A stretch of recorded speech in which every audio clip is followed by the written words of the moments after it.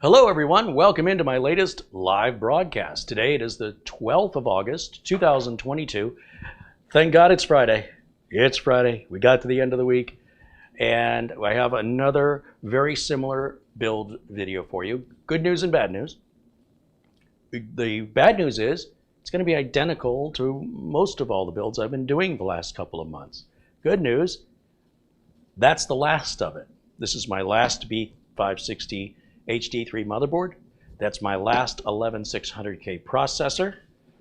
And the power supplies and coolers and NVMe drives, I still have plenty of those. But as far as any more parts for building any new computers, I have two projects waiting in the wings that are not yet complete with parts yet. One, we're going to do the train build from all those years ago. We're going to start over again with it using a 12th gen mini ITX board and I think a 12600K and DDR5 RAM, and it's all going to go on the train PC, and that's for one of the best,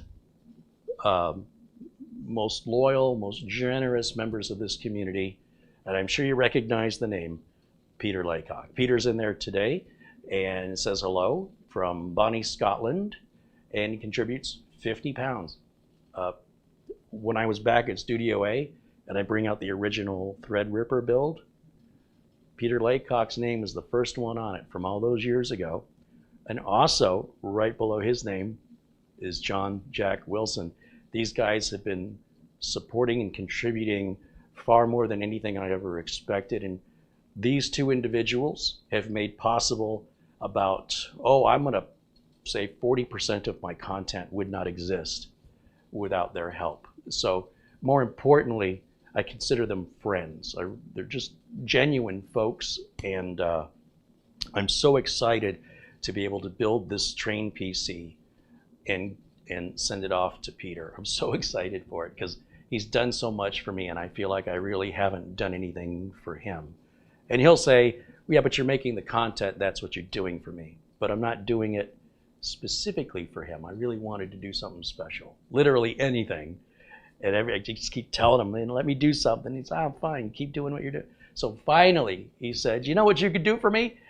And I was like, oh, thank goodness. I'm so excited to do the build.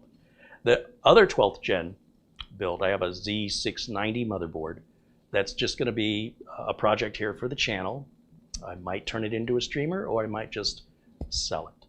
I've had a lot of inquiries coming in lately on computer builds, and I thank each and every one of you for reaching out and inquiring if there's a way that I can sell you a computer that meets your needs, save you some money, get rid of some of these parts in Studio B. We help each other out, and I'm just so excited to be able to offer the community, my handcrafted artisanal builds that I think the only way you could get a PC built better is if you build it yourself. And that's what I'm going to show you how to do today. But you'll notice the title of the video is that I don't build videos. I don't build videos.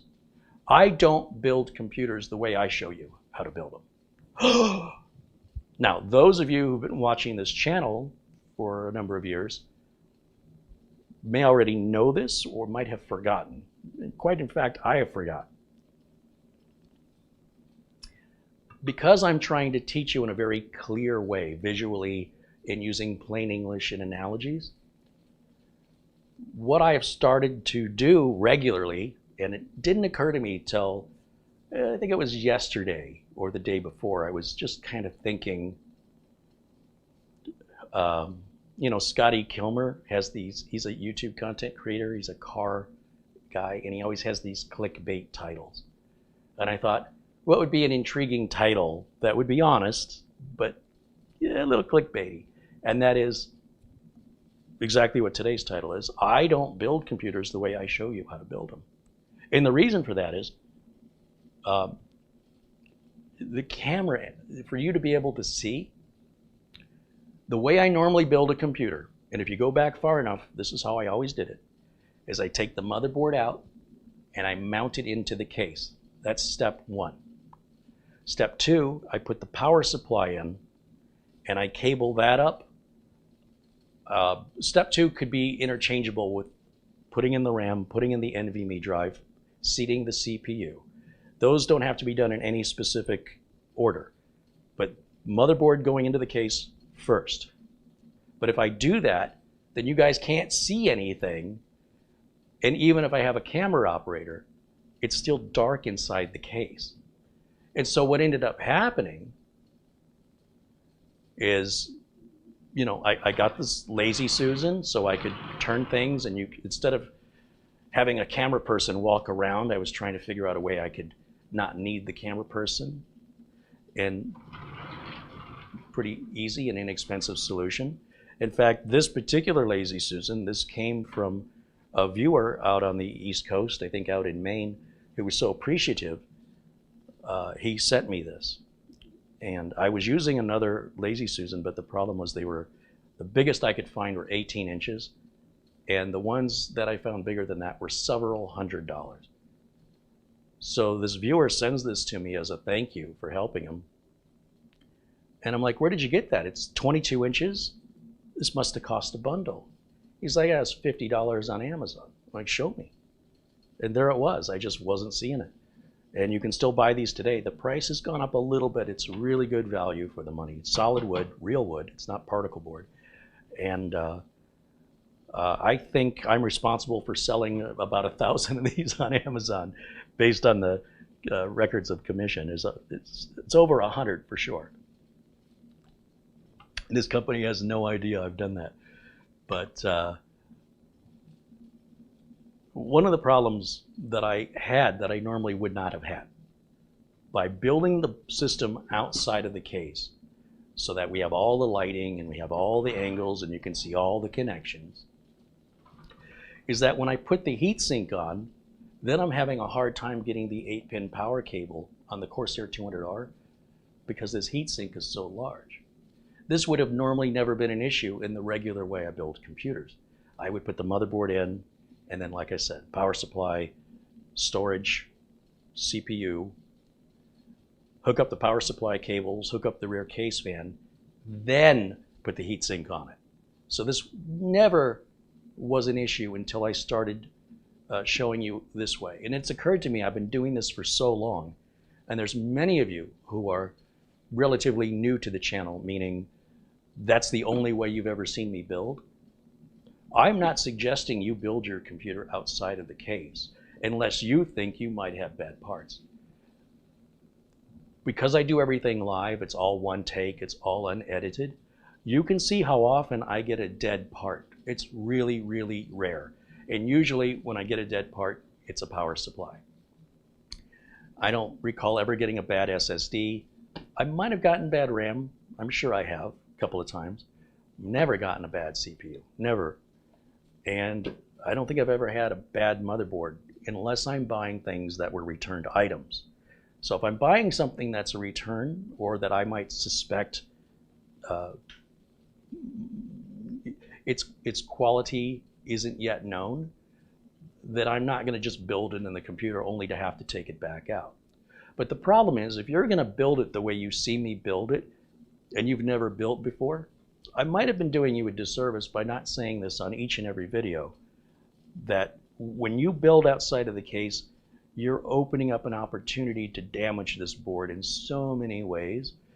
And the idea is that, well, if there's a problem, it'll be easier for me to figure it out with the board outside of the case. But if you do everything the way I explain it, if you install the parts the way I show you, and you're sourcing your parts from a reputable source, you're not buying some product off eBay from an unknown seller, but you're going to a well-known and respected retailer like Amazon, Newegg, B&H Photo, Best Buy, all those places, then you should have no doubt that the parts you have should be working out of the box. And so by building outside of the box, you introduce all kinds of environmental conflicts, potentially, whether we're talking about electrostatic discharge, dust, knocking things off onto the floor, having some cables interfere with the turning of a fan. You've seen me A couple of times I'm stretching the cables out around the desk and cable gets caught up in the fan. I don't realize it. It doesn't cause any real harm. I mean, I notice it right away and correct it. But normally, when I build computers, the motherboard goes into the case first. And the only exception is if I am suspect that one of the parts that I'm using might not be good, and I don't want to go through the effort of installing and removing. But you'll see time and time again, when I do these builds live, pretty much turn them on, they fire right up. Almost every single time. Sometimes they don't fire up because I've overlooked something very simple. And that's what happens when you get too confident. The example I like to use is skydivers. People that parachute out of planes. The ones who end up with their parachutes not opening are not usually the first timers.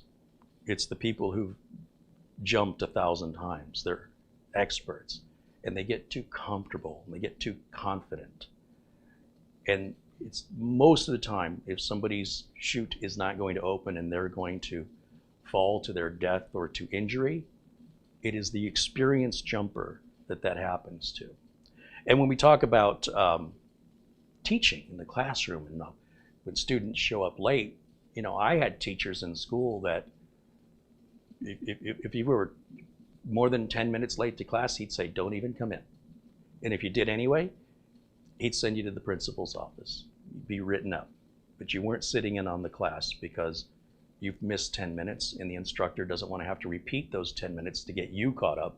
Well, the other 20 plus students are just listening to the same 10 minutes that already happened. So I've always jokingly said I want to be an instructor for skydivers, for people that want to learn how to skydive. Because I bet you those people show up early to class, bright-eyed, bushy-tailed, with pen and paper, right? I bet that's got to be a very satisfying thing to teach, because all your students are genuinely interested. And I mean, I just couldn't imagine a student showing up late. And, you know, let's say you've never jumped before. You have to go through this orientation, so you have an understanding of what's going to be expected of you when you do your first jump. I don't think most people take that very lightly, and they're going to be in class early and paying attention. So anyway, since I'm not teaching skydiving, what I've done today is I've got the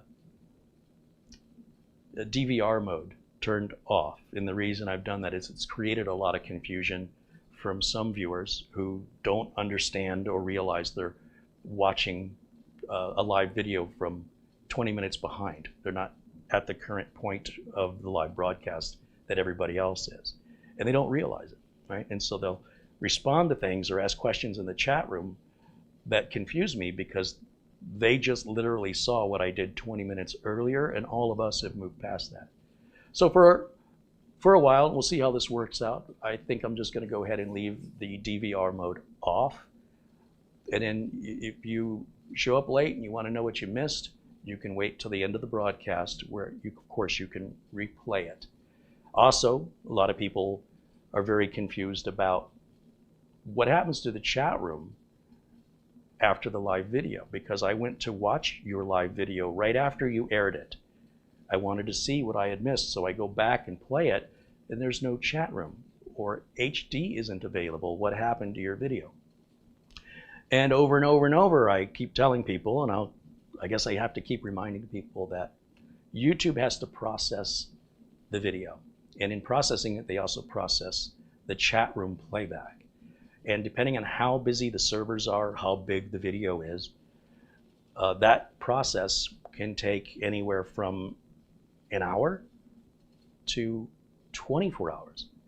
So if you were playing back content that I had just aired live minutes or just a few hours before, and you're not seeing the 1080 resolution offered, or you're not seeing the chat room playback, it's because you're trying to watch it too soon. And YouTube allows you to watch the video while it's processing at whatever resolution is available. They always process the standard definition version first, and then they process the HD version after that, and then somewhere in there they're processing the chat room. So if you let it sit for a few hours, I'd say at least 3 or 4 hours and come back to it. Most of my videos probably will have processed by then, and you'll get the chat room playback. And it'll stay that way indefinitely in perpetuity. So it's just the first few hours after the broadcast that if you want that chat room playback, it's not going to appear, just so you know, until YouTube processes the live video. And it cannot start processing that video until I've ended the video. It doesn't process it while I am live. It's busy right now processing my video and audio signal and outputting it to you guys. Arnold said DVR is on. Is it? Did I turn DVR on? Let me just check my settings. I swore I turned it off. Oh, you're right. It is on. Well, I'm going to go ahead and I guess I'll leave it on. I think I can turn it off right now, but let's take a quick vote in the chat room for those of you that are in here. Would you like me to leave that on, or would you prefer I turn it off, knowing that as I continue today's broadcast, people are going to jump in the chat and they might be responding to things I did 20 minutes ago or longer.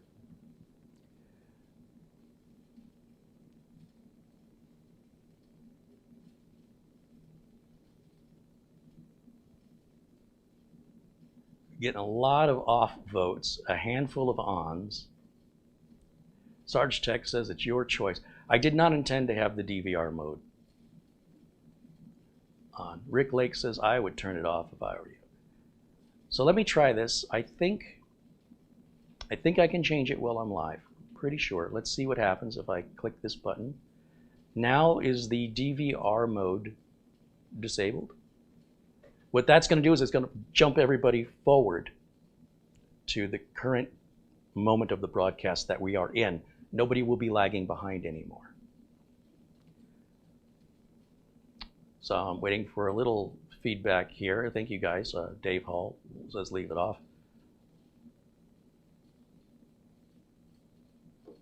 Our thoughts with Peter Laycock. He's one of his brothers has recently passed, and his other brother is getting chemo right now for his cancer. This has been an ongoing battle with cancer, and you know, I'm glad that everybody in the family, including Peter himself, goes to the doctor and does what the doctor advises. My mother went through several doctors because she wasn't hearing what she wanted to hear, and the last doctor she had privately told me she was thinking about dropping my mother as a patient because it was very frustrating. My mother would act like she knew better than the doctors did, and the doctors were just getting really frustrated. And I truly believe my mom would have lived longer if she'd have done what the doctors told her to do. But it's her life and it was her choice. But I can tell you now, I see this completely differently. When I see people doing things that are unpleasant that they don't want to do, you know, our good friend Mitch Morrison had to go for a colonoscopy. He didn't want to. He absolutely didn't want to. And you know what? You're supposed to get that done at 50. I've been putting it off. So I need to do as I say myself. I know the right thing to do here.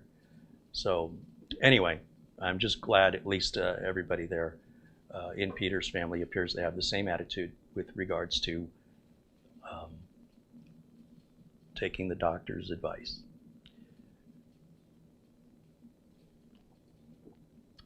So onward and upward. I know that there's several people in our chat room we have lost, which is always sad. And sometimes we hear about it, and most of the time we don't. I'll forever miss Rick Hubbard there in England. He was always very generous, very nice guy. Our friend in Scotland who did the calendars, his photography was astonishing.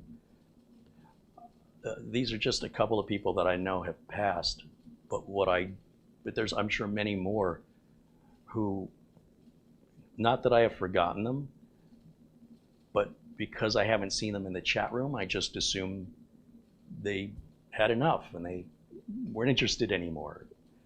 But it's quite possible something happened to them. And it kind of bums me out to not know, at the very least, that they're okay.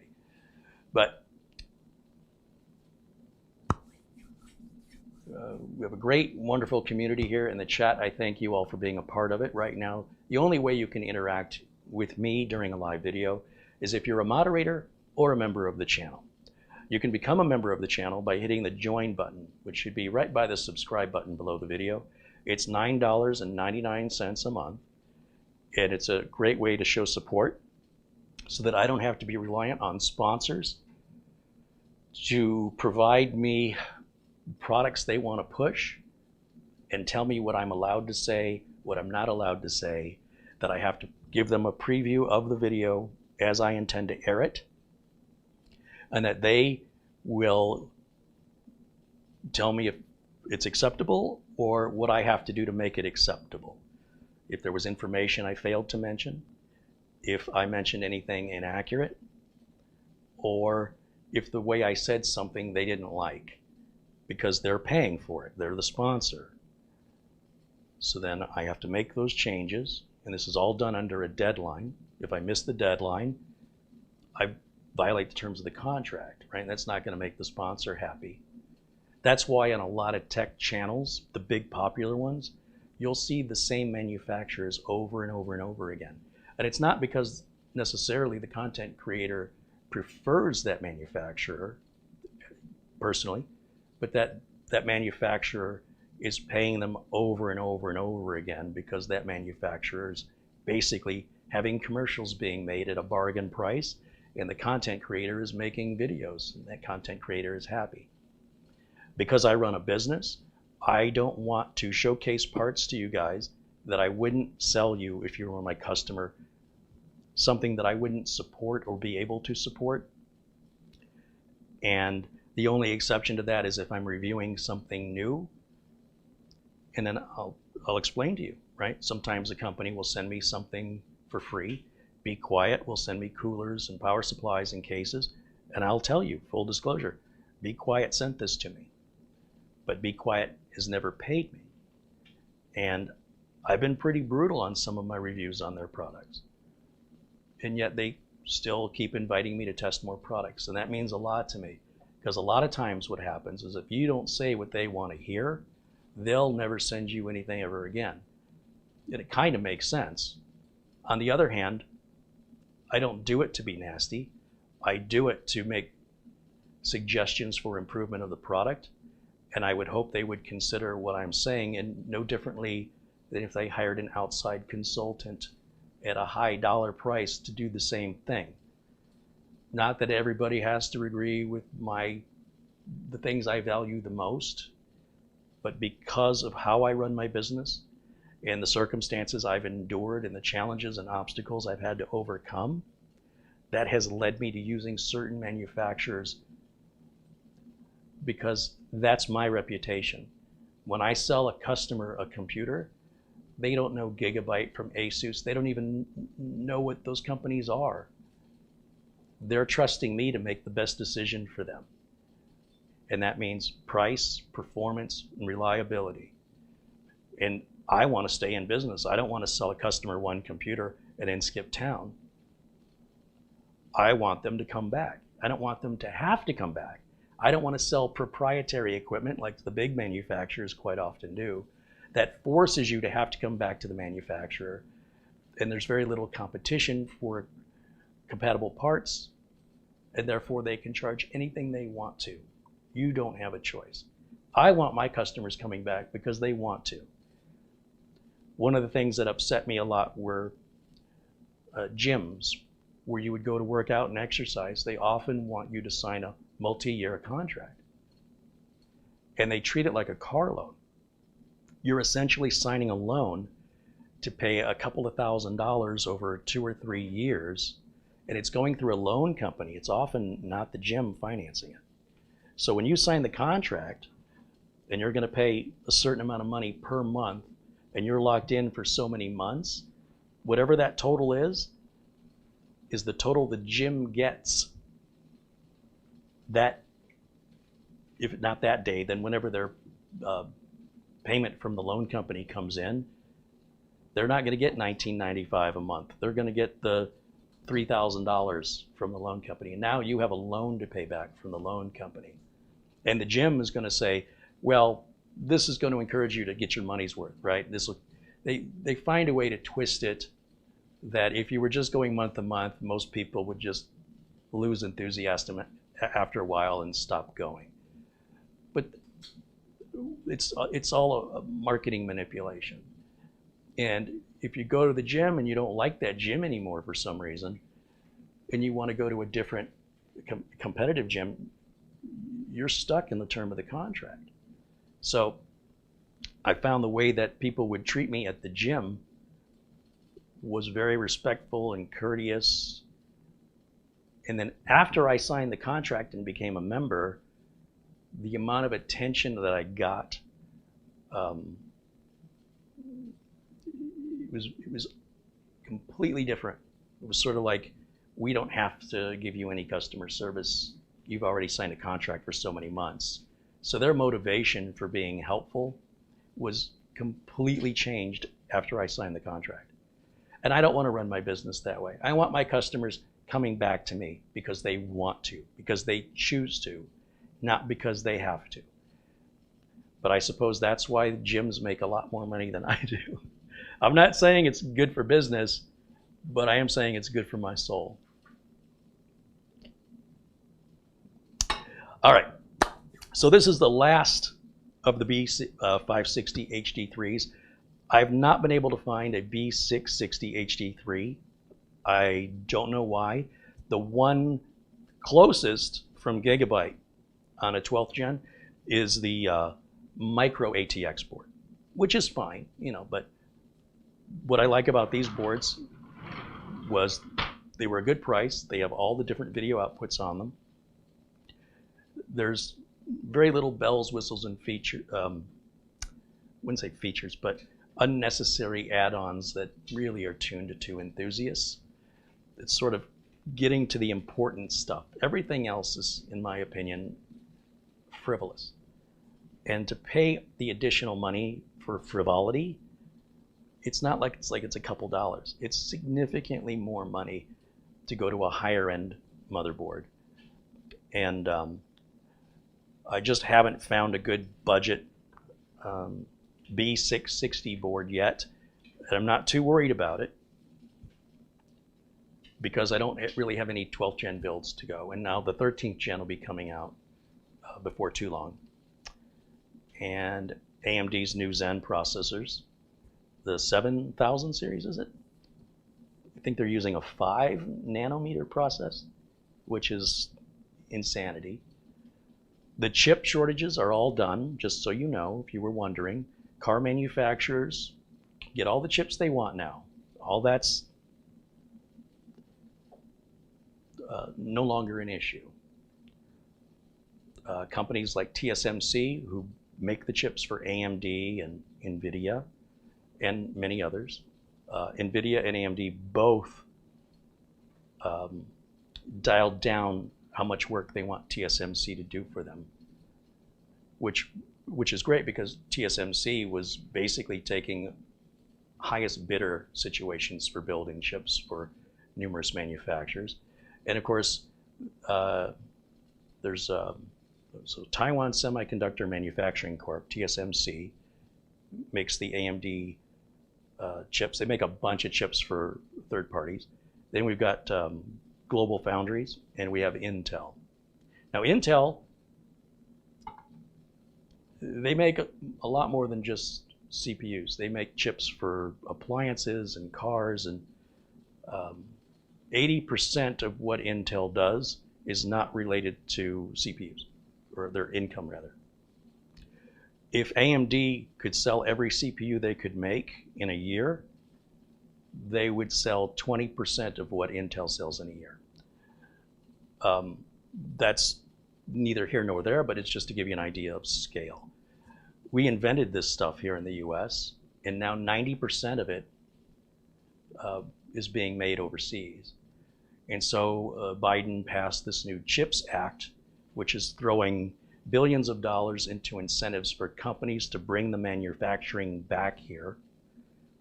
China says that's anti-competitive and not fair. With so much of the manufacturing happening at TSMC and TSMC being located in Taiwan, if China were to go to war in Taiwan, it would create a massive chip shortage worldwide, even to China themselves, and even for things they might need to fight the war, whether it's the guidance systems, the engine management computers on the tanks and other military equipment. So that's kind of keeping these two nations at peace right now. The other thing is, if China doesn't like something that the US is doing, they can withhold those chips, or they can put giant fees, export fees and tariffs on these chips. So for the US to say, look, we're the inventor of this, we created it, and now fewer than 10% of the chips of the whole market of silicon, only 10% or less is manufactured here in the USA. And so when it's something like the pandemic happens, and we have issues with distribution, well, we saw what happens when we use this global supply chain and have no contingency locally here at home. This also creates jobs for us. So I think it's great. I like to see the incentive to bring manufacturing of anything, quite frankly, back here to the US. Even if it's going to cost a few bucks more, we've already learned that would happen anyway. When they can't make enough to meet the demand, or they can't get it over here because all the ships are all backed up at the ports, it sure would be nice to have a local alternative that you could resolve your problem right now. And then when you figure out what those prices would be, then the prices here locally won't seem so bad anymore. So I'm just excited for where the industry is headed, and I'm just glad that car manufacturers are no longer suffering the chip shortage. They can have all the chips they want right now, and that TSMC isn't being pressured. TSMC, if they had the ability, could have been making 3 times or 4 times more than they're making based on how much demand there was in the last couple of years from manufacturers. They just couldn't keep up. And Intel, of course, fell behind, but now Intel's got a very aggressive schedule. Their new CEO, Gelsinger, he really seems to have a good hold on the industry and is bringing Intel back to, in my opinion, where it should have never left, with its focus on their manufacturing. AMD continues to march forward with their new chips. Lisa Su, is that her name? Fantastic CEO. You can tell that she's not one of those CEOs that just steps in and works out the money. She's an engineer. And when you listen to her talk, she's not just saying buzzwords. She knows exactly what she's talking about when she gets into the engineering of the upcoming chips and how they're superior and what went into it. And basically, she saved AMD. So I'm really, really thrilled with how, I want to say her name's Lisa Su. I'm really, really thrilled with having a CEO in charge of a tech company that was an engineer. All too often now, they'll move CEOs from one company to another, from one industry to another, because they rescued some company. And now the board of directors at another company says, look what this guy did. He turned this company around. Let's get that guy. Then the shareholders get excited. Oh, you're getting that guy. They start investing more and buying more stock. Stock value goes up. So these CEOs can be like celebrities. So the guy that, I can't think of his name, he rescued Hilton Hotels. And then the folks at Arby's said, get that guy. He said, what do I know about fast food? But he knows business, and at the end of the day, business is business. And he got in there and he fixed the issue that Arby's was having. Then Buffalo Wild Wings said, we need him over here. And so he'll move from industry to industry. He'll do the research and talk to the employees about what the problems are and understand the workflow, and he makes them profitable again. And then when he does, somebody wants to poach him and say, well, do that for us.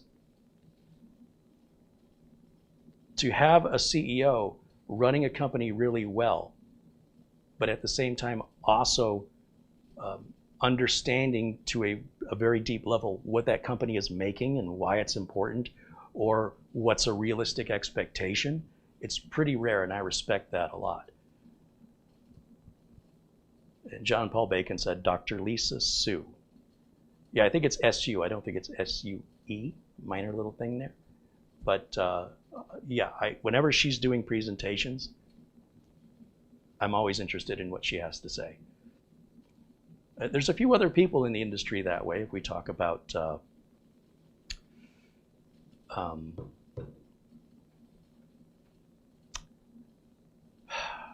the Half-Life guy, Gabe,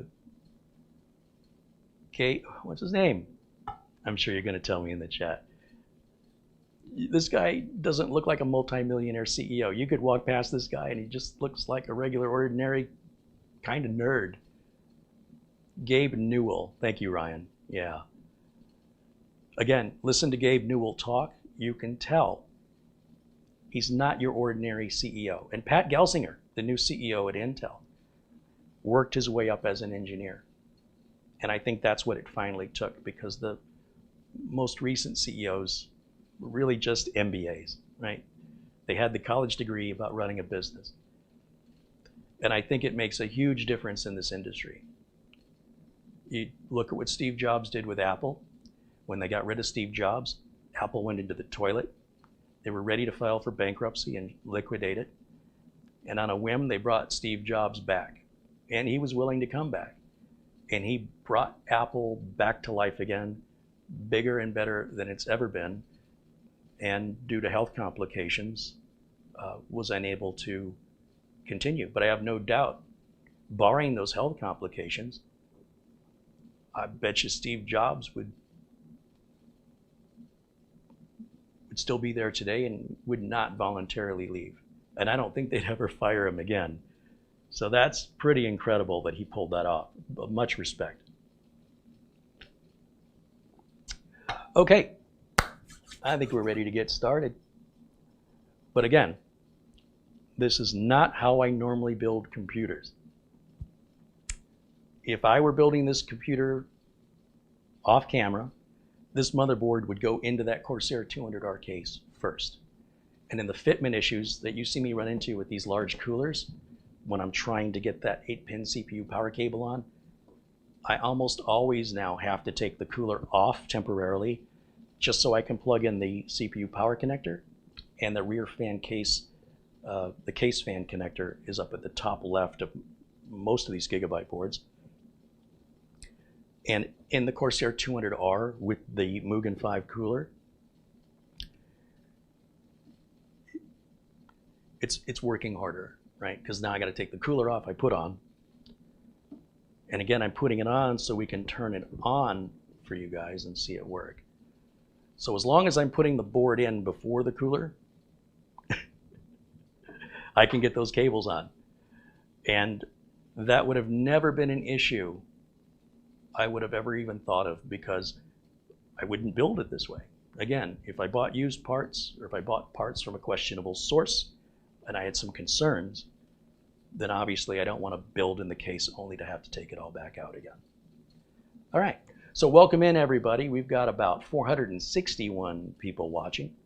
Why don't you give me a shout out, let me know where are you watching me from. Don't give me your street address. You can give me your city, your state, your country, your planet.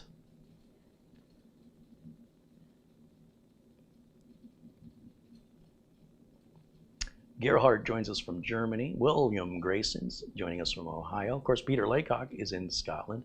Our good friend Luke Greenia, still in Vermont.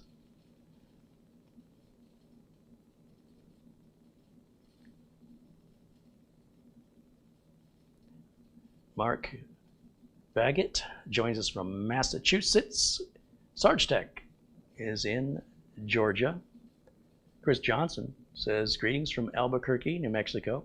Chris bought a computer that we built here. Good to see you, Chris. Brad Revel in Missouri. Evans is in Ireland. Dustin Fuller in Algonac, Michigan. Alan Lindis joins us here in Arizona, Casa Grande, Arizona. Ian McGregor is in Newcastle in the UK. Kurt Schlegel is in Aurora, Colorado. Doman 2000 says hello from the Netherlands, where it's 10:42 in the evening. Richard Cullen is in Rochester, New York. Thomas Backenstow reminds me that he bought 2 computers from me. That's absolutely right. Yeah, there's many of you in the chat. As time goes on, more and more percentage of people in the chat have bought a computer from me. That's very rewarding. Rakshit Patel joins us from North Carolina, and Roy Starman is in Clovis, New Mexico. Russell Stewart is in Kansas City, Missouri. David Chandler is in White River, South Africa. Terry joins us from Medford, Oregon. And Tim Too Much in Virginia. Thomas says, those are the best 2 computers ever. You know what, Thomas? They're pretty good. And I'm glad you still like them. Not that I would expect anything less. Scott joins us from Chattanooga, Tennessee. And Paul Stellion is in Williamsport, Pennsylvania. Dave Hall says, I bought one and it's the best machine for me ever. That's right, Dave only received his, about a week or 2 ago? A couple of weeks. So it's still new, but hopefully you'll have many, many years of quiet, reliable, high-performing computer. I hope it's the best computer you've ever had. And I appreciate the feedback. Usually, in my world, no news is good news. If a customer's not calling you, generally that means they don't have anything to complain about. But every once in a while, a customer might call or email just to say, I just want you to know, the computer you built for me, months, years, whatever, I'm still using it today, and I'm so happy it's, best computer ever. And so that happens very infrequently, but it could never happen enough. Like it's the counter to the other stuff all YouTube content creators are forced to endure. And yeah, I want you to know that when folks take a minute to do that, just out of the blue for no reason, it means a lot to me. Because again, normally when I hear from somebody, it's because they have a problem or they have a question, and that's fine. I mean, that's why I'm here. So anyway, my thanks to all of you who have supported the channel in that way, who purchased a computer. I wish I could sell them worldwide. Unfortunately, the shipping on that is a nightmare. But I did hear back from the gentleman in Tasmania, there in Australia, who I built the Nuka-Cola build for. It took me 6 months to figure out how to get it to him. It cost me $1,400 to ship it, and then it was a $430 import fee. So that was about the same price as the computer. The good news is he was willing to spend $5,000. So after all that, it wasn't more than I think $3,500. It was still $1,500 under budget. He reached out to me the other day and let me know he's still using the computer and it's still working great. So, but it was very nerve-wracking that if anything happened to that computer in shipping, what am I going to do to help him? And he understood that. I tried to talk him out of it. He's like, I won't put anything on you. You know, I'm willing to take the risk. And I was like, well, let's see what happens. And it was so difficult getting a straight answer from any shipper how to get this computer to another country. Every time I'd ask somebody, I'd get a different answer. And custom forms have to be filled out. Anyway, I'm making an exception to that rule for Peter Laycock, obviously. There's something I'm so excited to do it for him. And I'll bring Mitch back for that Train PC build that we're going to do for Peter. I'm still waiting on some parts, but like I said, it's going to be a 6th gen 12600K mini ITX with DDR5. It'll be the first time we use DDR5. And a Gen 4 NVMe drive. And you know, if we're going to do it, let's do it right. That's going a long way. So you've got that to look forward to. Once we get all these systems out of here, I can go back and start playing again with that big robot's foot, Mitch calls it, with all the lights. I haven't touched that in months. The Xenos build, I haven't touched it in months. I would like to get the Xenos build up here at the very least and start using it as a streamer. It's fully functional. I just have all the work that I'd like to get out of the way. And for people that are interested in wanting to purchase a computer from me, I still have about 2 dozen, including this one, will be available for sale. And we can customize it in the sense that if you want to add Wi-Fi or Bluetooth, a bigger or smaller SSD, more RAM, you know, we can make those adjustments relatively simple. And then the turnaround time, how long it takes for you to get the computer, is far faster because the system is already built. So just reach out to me if you're interested. You're in the United States. And my email address, I'll put that here on the screen. There it is. And I'm asking people to only use that for business inquiries only. Obviously, if you're a customer of mine, you're always welcome to email me at any time for any reason. If you're a viewer and you just want to chat, let's chat when I'm live. Join me in the chat. Let's chat there. As you can imagine, I get a lot of phone calls, a lot of messages, and I just don't have the time to, it's just taking too much of my time doing all the typing, and then it's less time I have to do the actual work. But again, for customers, different story entirely. Or if you're a prospective customer, please use the email. Don't hesitate to reach out, and I will get back to you, usually within 24 hours. If more than 24 hours goes by and you haven't heard back, I might not have gotten your message. Maybe try sending it again. It shouldn't happen, but it's possible. Okay.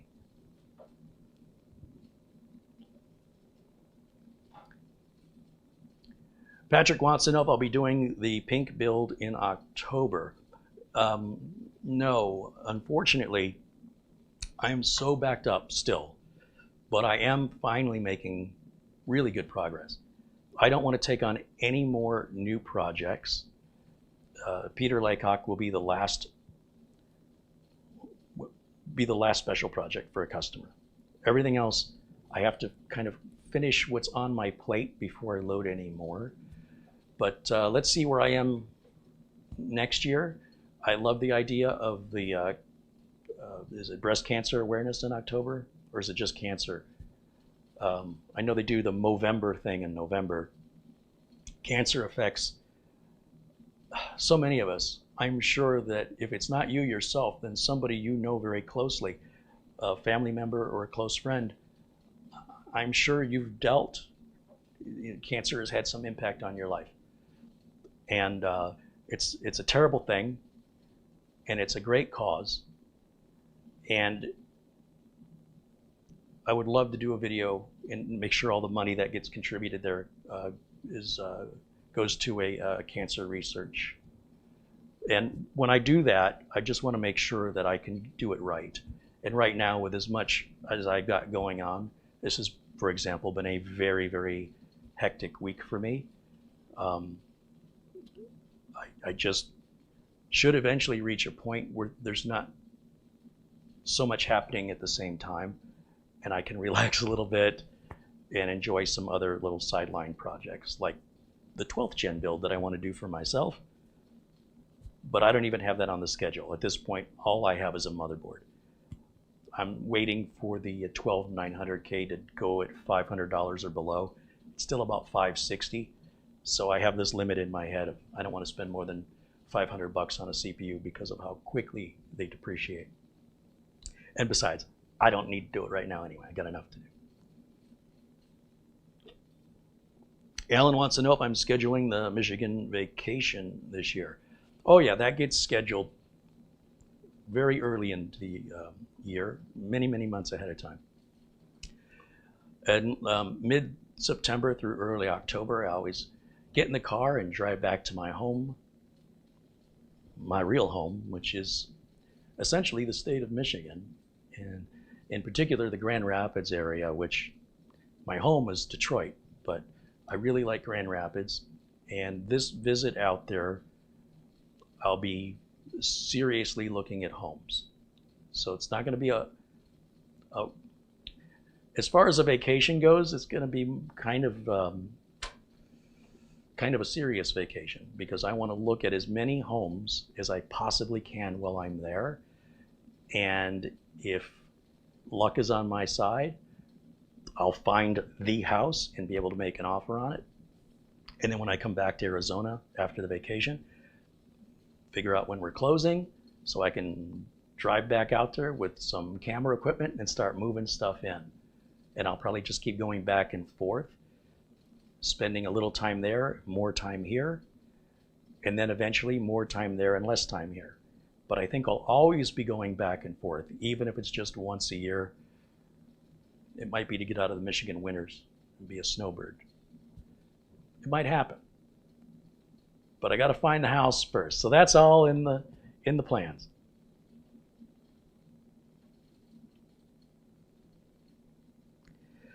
Dennis Paulson said, I'm 10 minutes away from Grand Rapids. Do you need a cameraman? Hey, I appreciate that, Dennis. I try not to work. I do so much with YouTube throughout the year that I need a break. I need to get away from the technology. I need to get into nature. And we rent a place on the river, get in a kayak, go down the Thornapple River, just get back to nature. And it's very rejuvenating for me to just decompress and then come back refreshed.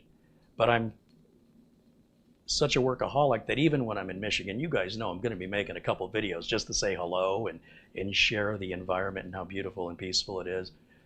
But I generally won't do any work there. It's just, for the longest time, I never took vacations. And I kept telling myself, I'll do it next year. Timing's not right, I'll do it next year. And then at some point I just said, I've had enough of this. I need to absolutely schedule this as though it's a job and make sure it happens every single year, barring any health problems. Nothing's going to stop me. And I have to do it for my mental health. I really, that is better than being on Prozac. Just get me into Grand Rapids or the surrounding areas. Kentwood, Cascade, the Forest Hills area of Grand Rapids, or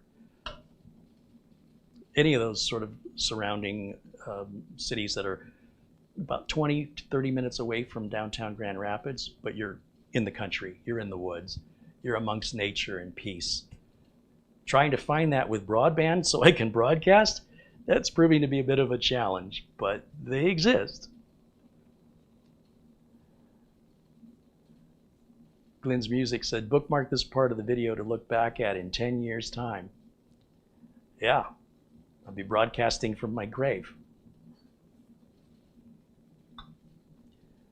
Dennis says, if you like fresh fruit and produce, stop at our roadside farm stand. Oh, you guys have a roadside stand? That's awesome.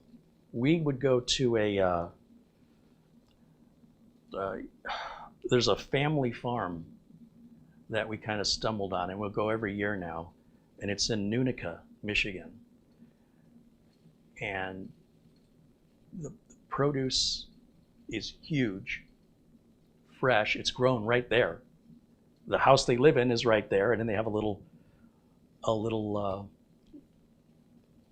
open market area or little building that has whatever vegetables, it's usually vegetables they have there.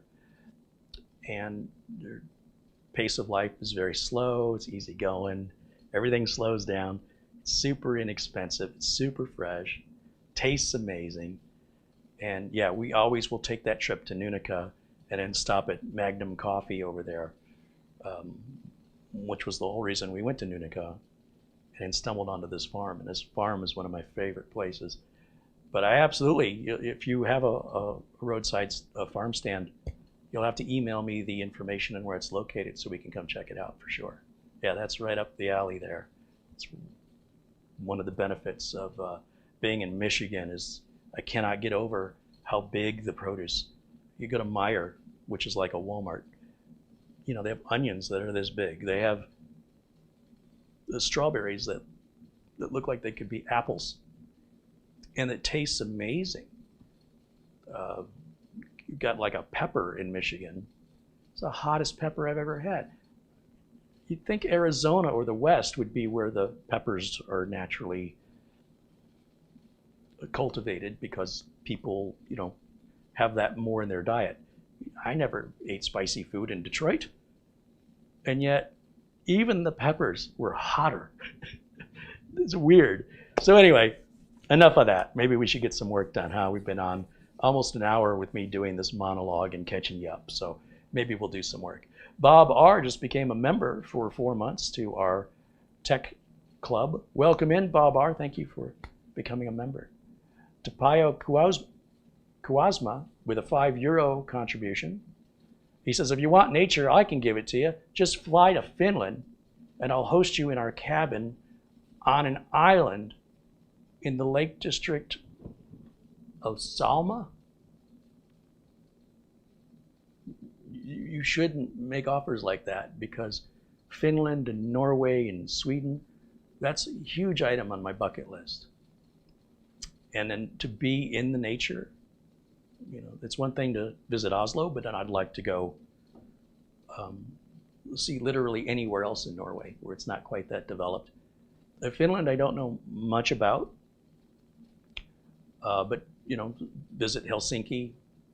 There's a PC demo scene, I think, that takes place in Helsinki every year, and I've always wanted to go to it. And it's just pushing the boundaries of computer graphics and sound artistically. It's very niche, and it's been around since the 80s. And I've always wanted to go. And I did reach out to the people that run it, and they said that they would absolutely welcome me to the event. They said, reach out anytime, we'll make sure that we'll get you a pass and you can get in. And I'm like, all right, now I have a business reason to go to Helsinki. That means I can write it off. Yeah. So, all right. There, a Jim Jam says, hi, Carrie, good to see you again. Well, hello to you, Jim Jam. Dennis Paulson just became a supporter on the channel. Right on. Awesome. Thanks you guys so much for showing your support to the channel. Angel with a $10 contribution says, hello, everyone.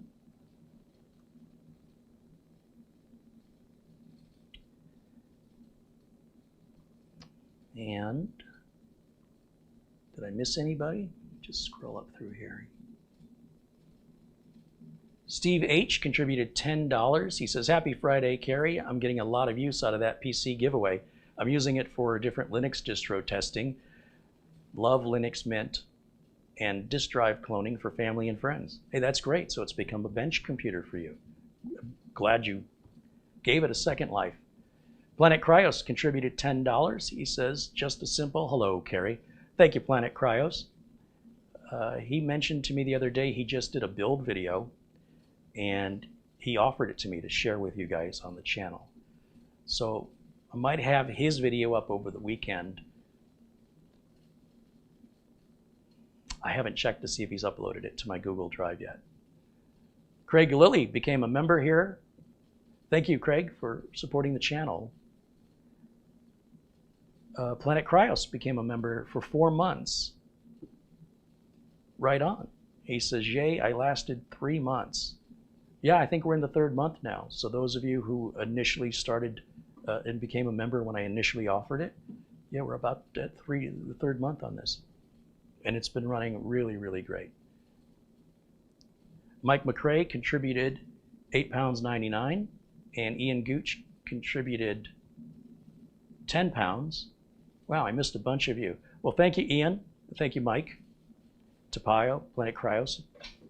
Thank you to Craig, Steve H. Thomas Schmitz became a member. And of course, thank you, Thomas and Bob R.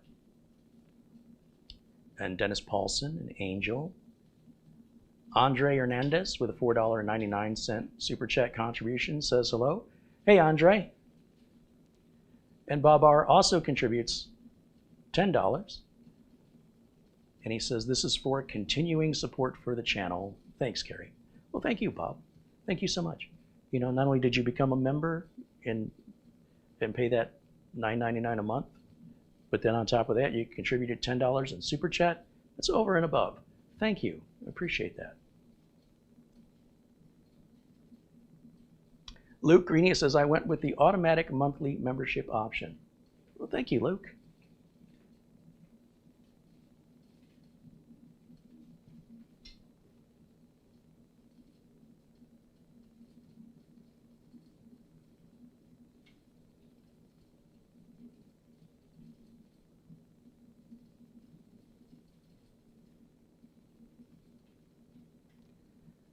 The i9-10900K is LGA 1200, not 1151. That is true. Les says he has to leave us, but thanks for stopping in, Les. Good to see you. And Paul Baxter says hello. All right. Well, let's say we put a camera person to work and we start doing the close-up shots and I don't know, get a little work done. I don't want to ruin my reputation, but I guess I'll do some work. If you call this work. So what we've been doing is trying different solutions for the close-up camera. And I ended up getting this Sony, what's this called? It's like an RX100 Mark VII, and this has a 1-inch CMOS sensor in there, the same as these big camcorders. Now, the problem with these is they can overheat. They're not really designed to be recording video for more than about 10 or 15 minutes. I also am running off the battery. I think we can get about an hour out of the battery, and while it does get hot, so far it has not shut off on us. So as for a close-up camera, this is working out well. I haven't settled on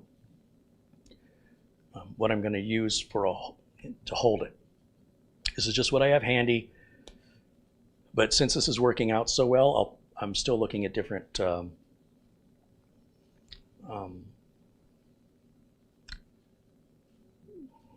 handles or ways to hold the camera that are ideal for the person that does the up-close filming, for that to be comfortable for them. Also, picked up a GoPro Hero 10, and you're supposed to be able to wirelessly stream from the GoPro right into OBS. And I'm not quite sure how well that's going to work out. The GoPros are great as action cameras. When I did a video a few years back with a GoPro camera that a viewer lent to me, the video quality looked terrible. However, 5 generations later, the cameras are now doing 5K. They're designed to run for hours, except they run, as far as I know, battery only. So we'll still have a time limit there, but if it removes all the cables.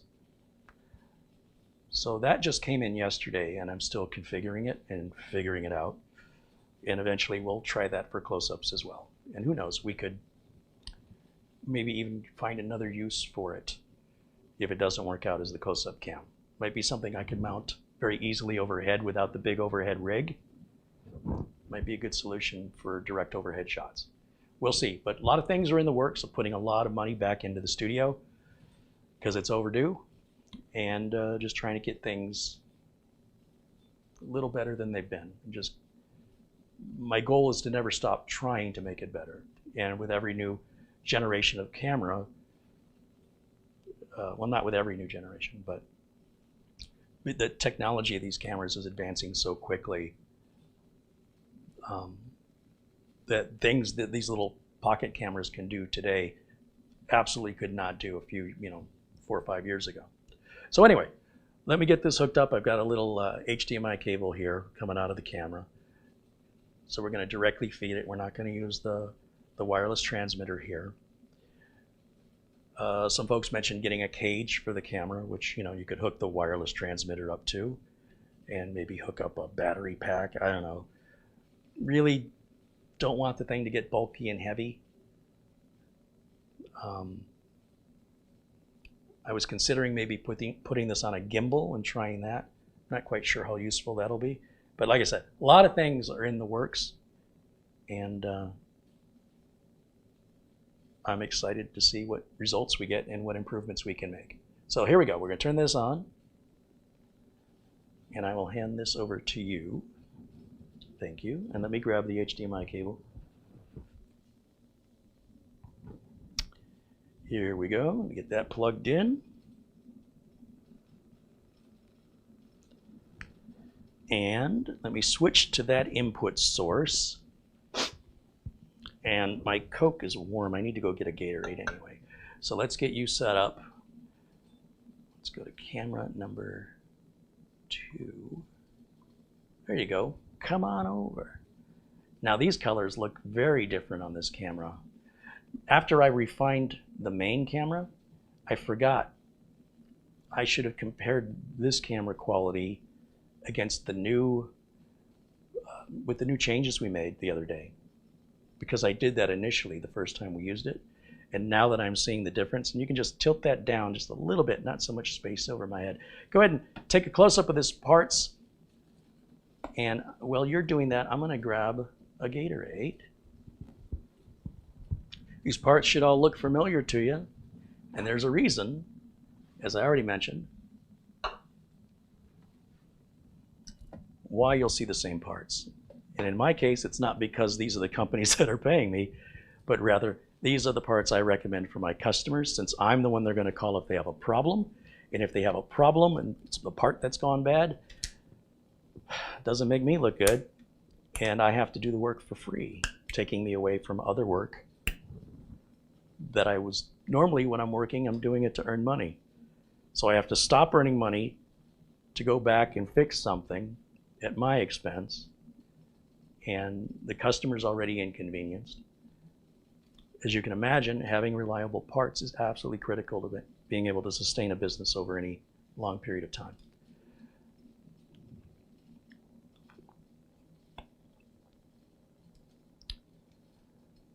Tobias says you shouldn't use a wide lens. It's not very good for close-ups. Yeah, that's my concern too with the GoPro. It's a very wide lens. But I want to try it. And then let's see where it leads us. It might lead us to somewhere, to a solution I didn't even know was a problem. Or it could be a dead end. Maybe that's just not going to work out for the way I need it. And then I'll just have a fun GoPro camera to use personally. But like I said, the GoPro is so versatile that if it doesn't work out as a close-up camera, it might work out as for another purpose here on the channel. We'll cross that bridge when we get to it, and I'm very curious to see how it's improved since the last time I played with a GoPro, because it's very different now. Okay. Anthony Remus from Remus Computer Solutions joins us. Always good to see Anthony. Welcome in. Lawn Dog wants to know how long I warranty the computer builds as far as parts go. Are you exceeding the manufacturer's warranty for the parts? It depends on the customer. If you're buying a computer from me out of state, there's really not much I can do. Pretty much what I tell people is, it's really no different than if you bought the parts yourself and built it yourself. Now, if you have a warranty issue where the power supply or the motherboard or something dies, then you would create the RMA and remove the bad part and send it back to the manufacturer, no differently than if you had built it yourself. I'm just building it for you. If you're local and I'm building a computer for you locally, I'm giving the systems a 1-year warranty on the labor and whatever the parts have, which is always a minimum of 1 year. But the SSD might be warranted for 5 years. The RAM may be warranted lifetime. The CPU will be warranted lifetime. Motherboards, I think, are 3 years on average, I think. Really nothing to warranty on a cooler. And these EVGA power supplies, these 500-watt power supplies, I think it's a 2-year warranty, but for what it costs and the time involved to send it back, it would be faster and cheaper for me to just buy another one for $35 and be done with it. It's going to cost me at least $20 to send it back.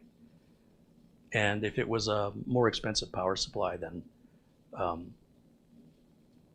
I'd have a different attitude about it. But the reason I say it depends on the customer is I have some customers that I do manage service for. I take care of their network, I take care of everything, the antivirus, the backups. And if a system has a failure, in most cases, I'm just going to replace the part regardless of how old the computer is, regardless if it's in warranty or out. Because I want to keep that customer paying the quarterly, the bill that I send them every 3 months. I don't want to give them any reason to stop using my service. So I chalk it up as kind of like advertising. It's money I have to spend to keep my customer happy, and that customer's spending a lot of money with me. So if it's a $100 part that's out of warranty, I'm going to replace it at my cost, and that's just the cost of doing business. Keep the customer happy, and it's going to benefit me because I'm the one that still has to support it going forward. So I don't want somebody putting a Band-Aid on it, or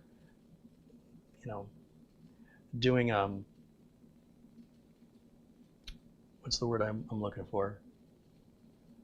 Taking a shortcut, something that's cheap and easy, that it's basically like sweeping dirt under the rug. The dirt's still there, you're not looking at it anymore. So it's really there for myself, because I know when I put that new part in, that's not likely going to fail again. And that means the less options or opportunity for the customer to need to call support, which means more profit for me on the quarterly income that they're paying to have me available anytime they need me. So obviously the customers that are regular and they spend a lot of money with me, I'm going to take care of things. I'm not worried about if something's in warranty or not for them. For people that buy one computer from me, and then I don't hear from them again, and then they call me with a problem, if the manufacturer still offers warranty on that part, I'll offer to do the work for the customer. I'll diagnose it, I'll pull the part, create the RMA, send it in. When the new part comes in, replace it, and let the customer know it's probably going to be a couple of weeks while we go through the process. Or offer the customer the opportunity to just go ahead and buy the replacement part from Amazon so I can get it the next day and get the computer back to them. In some cases, customers choose that route and they don't want the old bad part back, so what I'll do is send that part back on my own time, get the replacement part back from the manufacturer under warranty, and use that as a part in another build, right? Why not? But it also depends on the part. If it's an old motherboard, or it's a board that was for a generation of chip like the 10th gen, it just seemed like it came and went in a flash, it may not be worth my time. But anyway, yeah, generally speaking, 1-year warranty on parts and labor, but of course, whatever the manufacturer of the individual parts offers, a warranty still applies.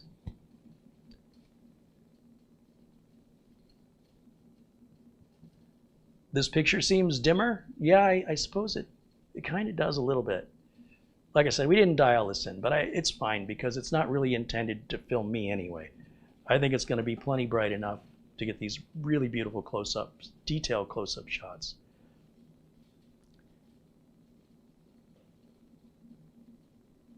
So you know you can pull the screen out from that, right? So you don't have to crane your neck to look at the screen? Okay. All right, well, let's start prepping the motherboard. This is what it looks like when you get it. If it doesn't look like this, you probably got a return board. You'll often tell because this bag will have wrinkles in it. Cables may not be in a bag, or they may not be here at all. So that's your SATA cables. Here's our motherboard. I'm just going to set this aside. Below this cardboard is going to be the little bags You have two of these that contain the little M.2 screws. And there's one, there's the other one. We have our I/O shield right here. Driver disk, which, does anybody use these anymore? And a very basic one-page, they say it's a user's manual. This is definitely not a user's manual. This is more like a getting started kind of thing. You'd have to go online or pull up the manual off the DVD, which will be in PDF format. Now we're going to build on the box. The reason I build on the box is that I don't scratch up the wood either on the Lazy Susan or on the workbench, because the bottom of these boards are these very sharp, pointy soldering points, and we don't want to work on anything conductive. So working on wood or cardboard or tile is ideal. You don't want to work on felt or carpet. And then this board could gouge into that box all at once. Also brings the board up a little higher to make it a little easier for me to reach. I've been building systems and prepping the boards like this for so long now. I can't remember the last time I properly built a computer, you know, putting the board into the case first. It's been a long time, because I don't want to build one off camera when I could share that with you guys, even if it's a bit repetitive, like this particular configuration that you've seen me use multiple times before.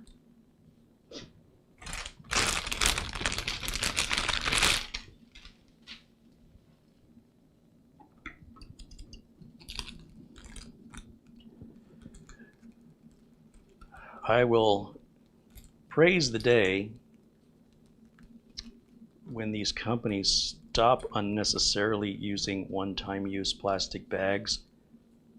These screws could have been put on the motherboard for us, negating the need for this plastic, or both screws could have been placed in one bag, which would also reduce their cost in manufacturing. And anyway, it's a little frustrating in that it's wasteful.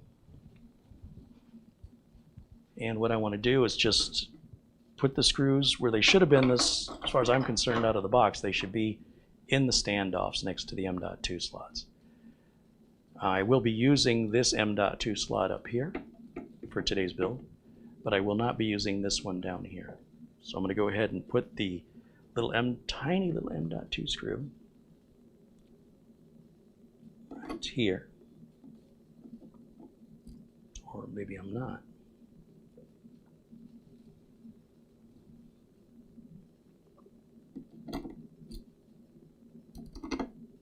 What am I missing? What am I missing?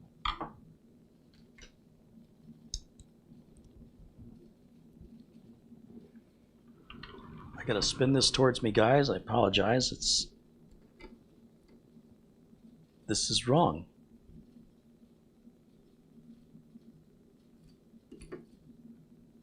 Uh-oh. So this is a brand new board, and it looks like there's a standoff that goes on top. See, that screw just goes, the screw is too narrow. It does not go, it just falls into that hole. And you'll see we've got 3 of these. This is a new problem, and this is my last Gigabyte board. Why didn't I open this one first? We've got this position, and this position. These are different lengths of the standard next generation form factor M.2 drives. We normally use 80 millimeters. They're called 2280 because the drives are 22 millimeters wide and 80 millimeters long. But they also have a standard at 60 millimeters and 110. I've never seen one that was 110 millimeters in length. And that's also supported on this other M.2 slot here, 60, 80, and 110 there as well. But overall, you are likely going to be using the 80. Okay, Carrie, so what piece is missing? Here's the benefit of doing a bunch of these, is I can go grab one I've already prepped and take a closer look at it. It appears to be a little piece that screws in there that also lifts up the drive a bit. So if we even screwed the drive straight down on that, it would probably sit on an angle. Okay, here's a B560 HD3, and let's just take a look at how it's different. Oh yeah, if you bring the camera over here and go right down to that area, you can see I've got the screw put in. This is a system we prepped the other day.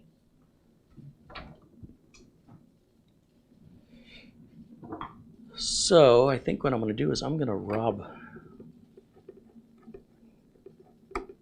You see this piece right here? This is pre-attached to the motherboard. And for some reason, this motherboard, brand new, I mean, you saw me break the seal on the anti-static bag. This motherboard is missing. It somehow got through the factory without that component. So I'll reach out to Gigabyte and see if they'll send those to me individually. But for right now, we'll go ahead and steal this one, since that's not going to anybody.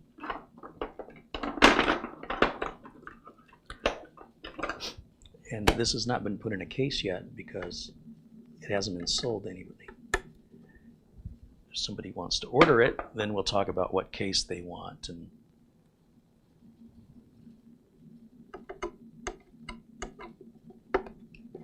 okay, so this is the piece that's missing. There's supposed to be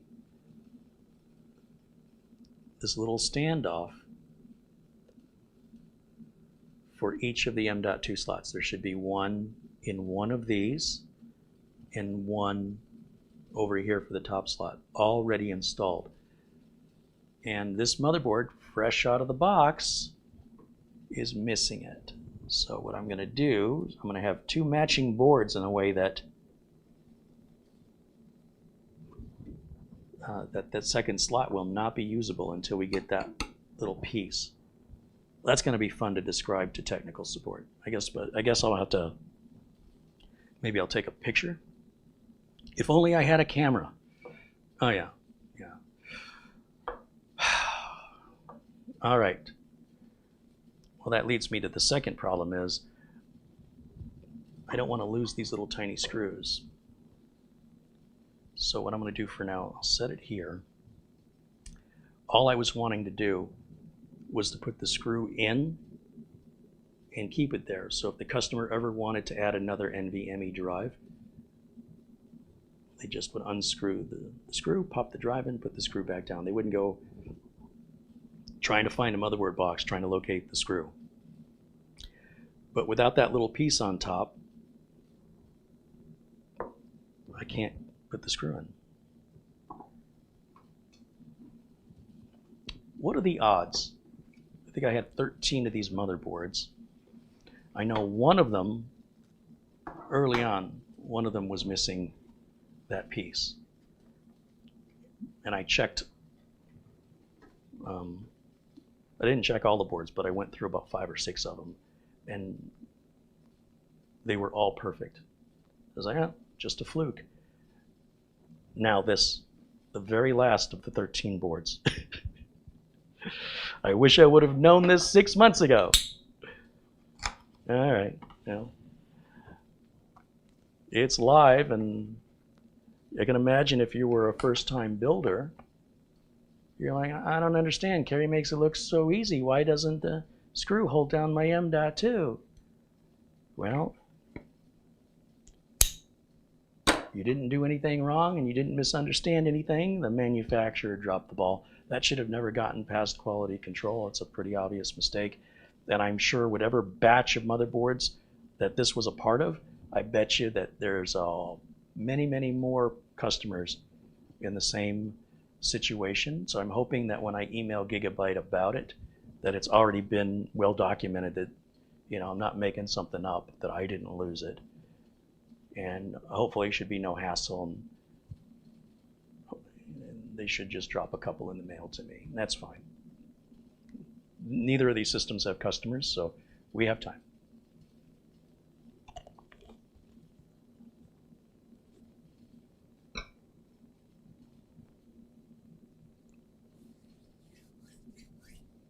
Just catching up here with the chat room.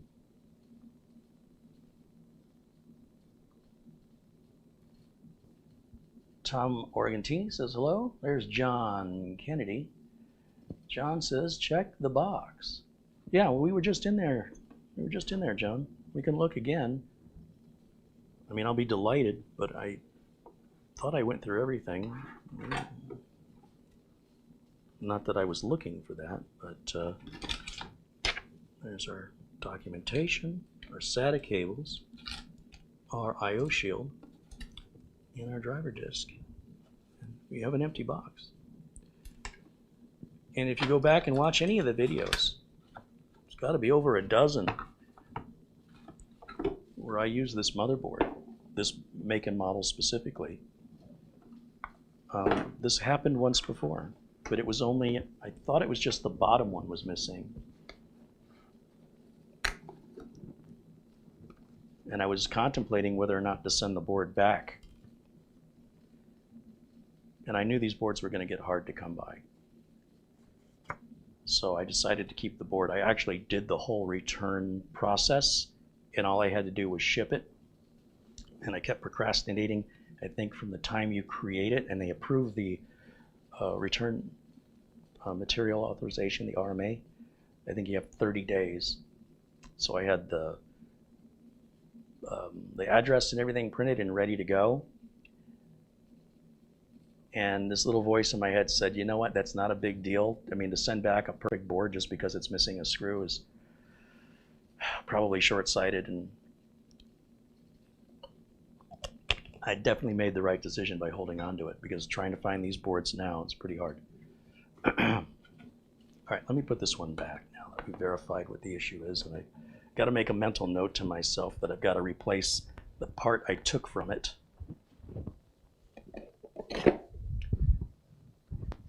And that's real life, folks. That happens. It's pretty unusual.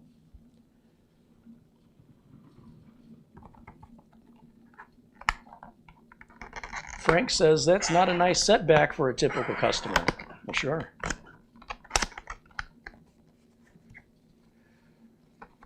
Remus Computer Solutions says, I got 4 bars on T-Mobile and I'm still stuck at 144p.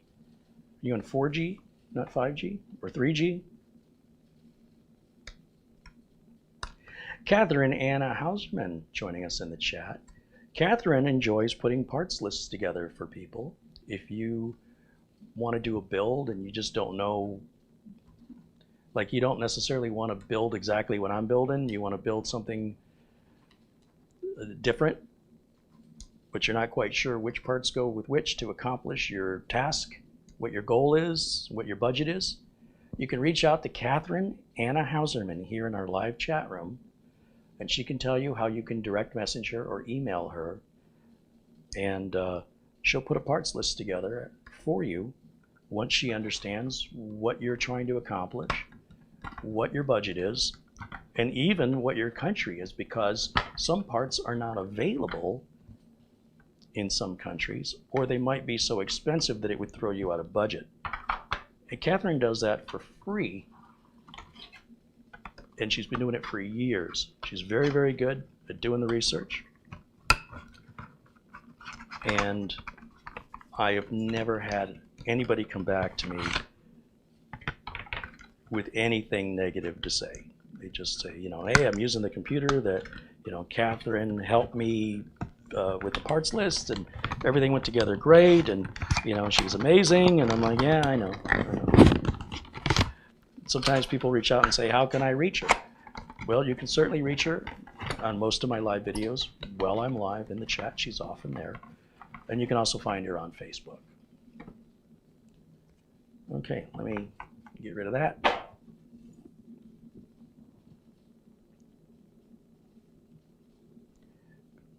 You catching that?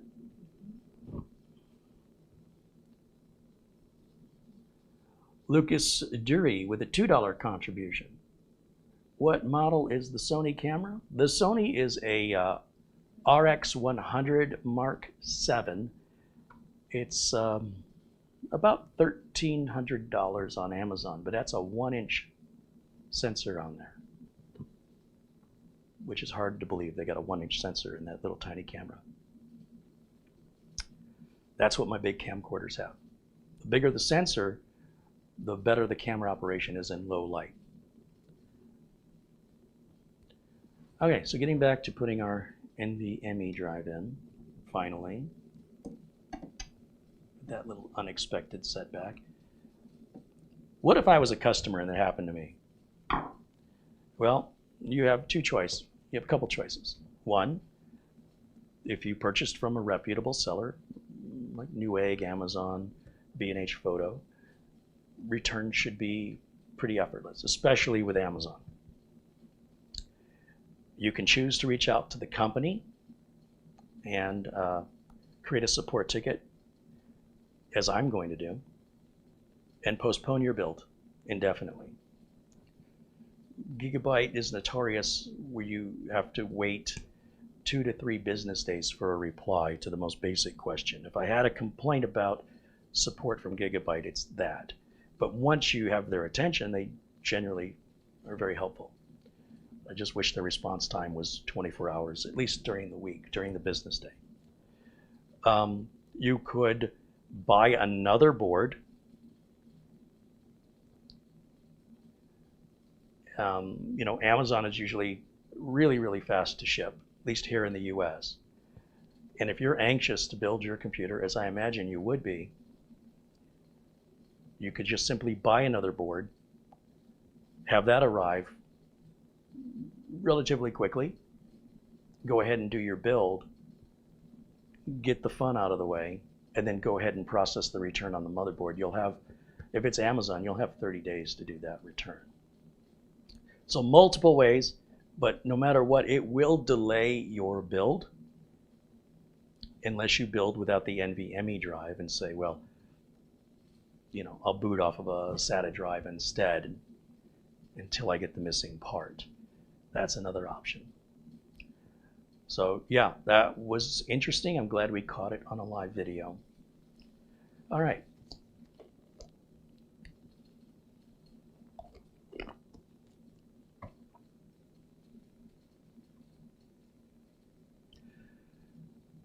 Lucas Dury with $5 contributed, said, I'll see how it works out for you. I'm looking for something to potentially vlog with for our wedding photography page. There's a gentleman here on YouTube who has a channel called Marcus Picks, M-A-R-C-U-S or K-U-S. Let me do a quick search on that. I love this guy's channel. This guy is down to earth. I think his advice is very practical. And he must have over 100 different cameras and over 100 different microphones. He's got dozens of different tripods. He's got probably hundreds of different lights that he uses. He's into photography. He even directed a movie. I think it was called To the Ends of Time. It was a low budget movie. And he's just loves everything about photography, filmmaking. He's apparently independently wealthy and doesn't ask his subscribers for anything, ever, and will oftentimes give away some of the camera equipment. So he's just sharing his passion. His channel, unfortunately, because it's pretty niche topic, you know, the very nature of it means you're not going to appeal to the vast majority of people.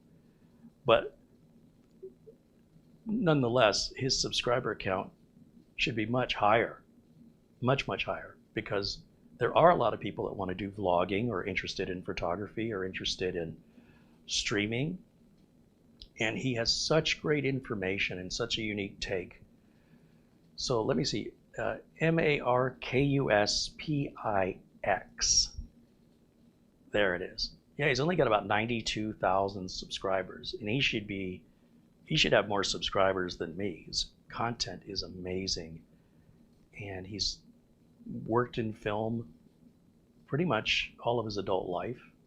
He's a wonderful artist, but drawing bores him, I guess. He used to do artwork for pinball machines and slot machines in Las Vegas. He gets bored really easily with stuff, and he doesn't like the whole corporate thing, you know, so he kind of does that for a while, and then he finds something else. So now he's doing what he loves to do and sharing what he's learning with everybody, and it's not coming from an academic.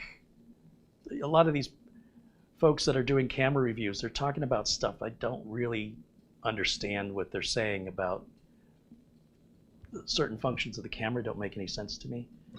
And Marcus, he just brings it down very practical.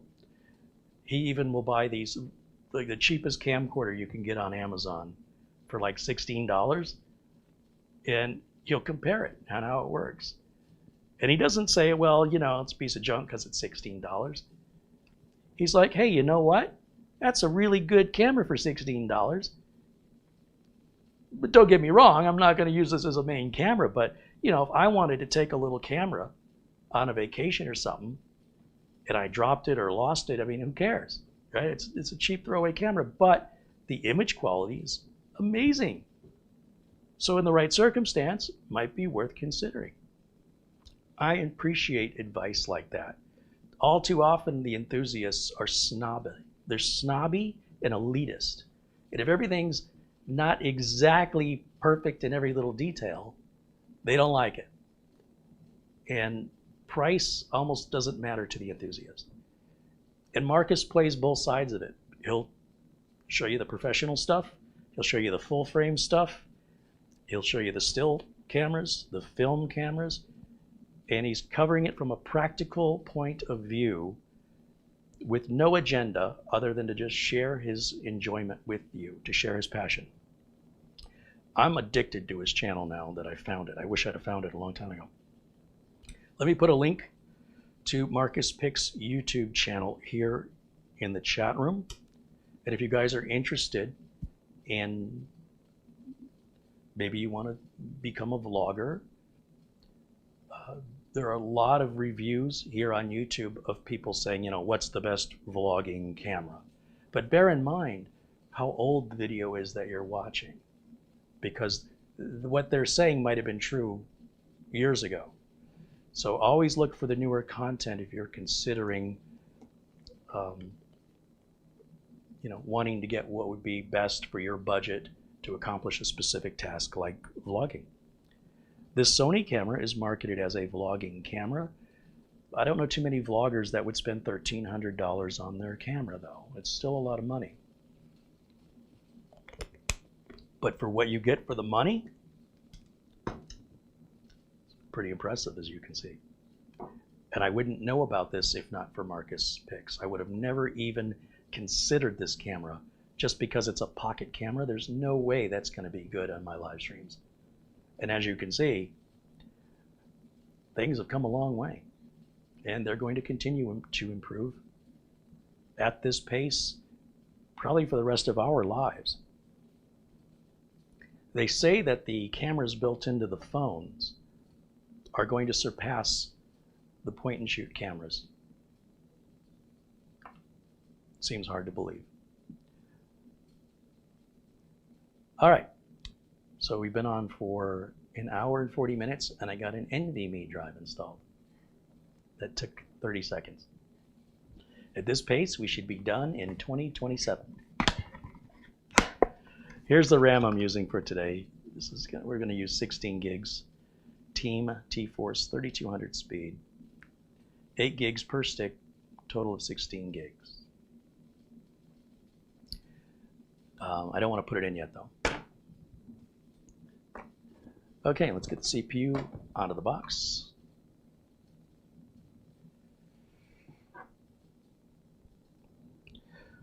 I have to remember, I still have 2 M.2 screws. I'm like, I should be down to 1.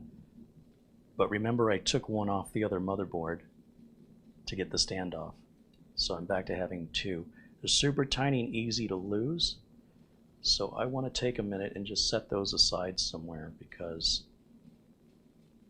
I cannot use either one of them without that little piece. And I have to be able to find these. I'm hoping that Gigabyte won't make a big deal about it and they'll just send me a couple of them and then I can put the screws in them as I was originally planning to do. And one more added step required before the system could be sold.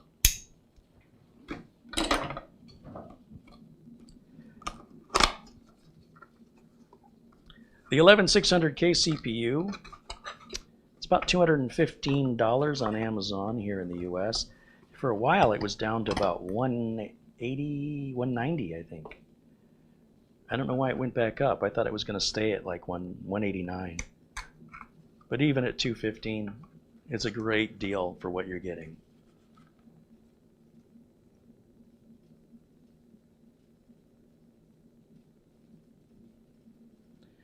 All right. Put that over there. Let's get this opened up.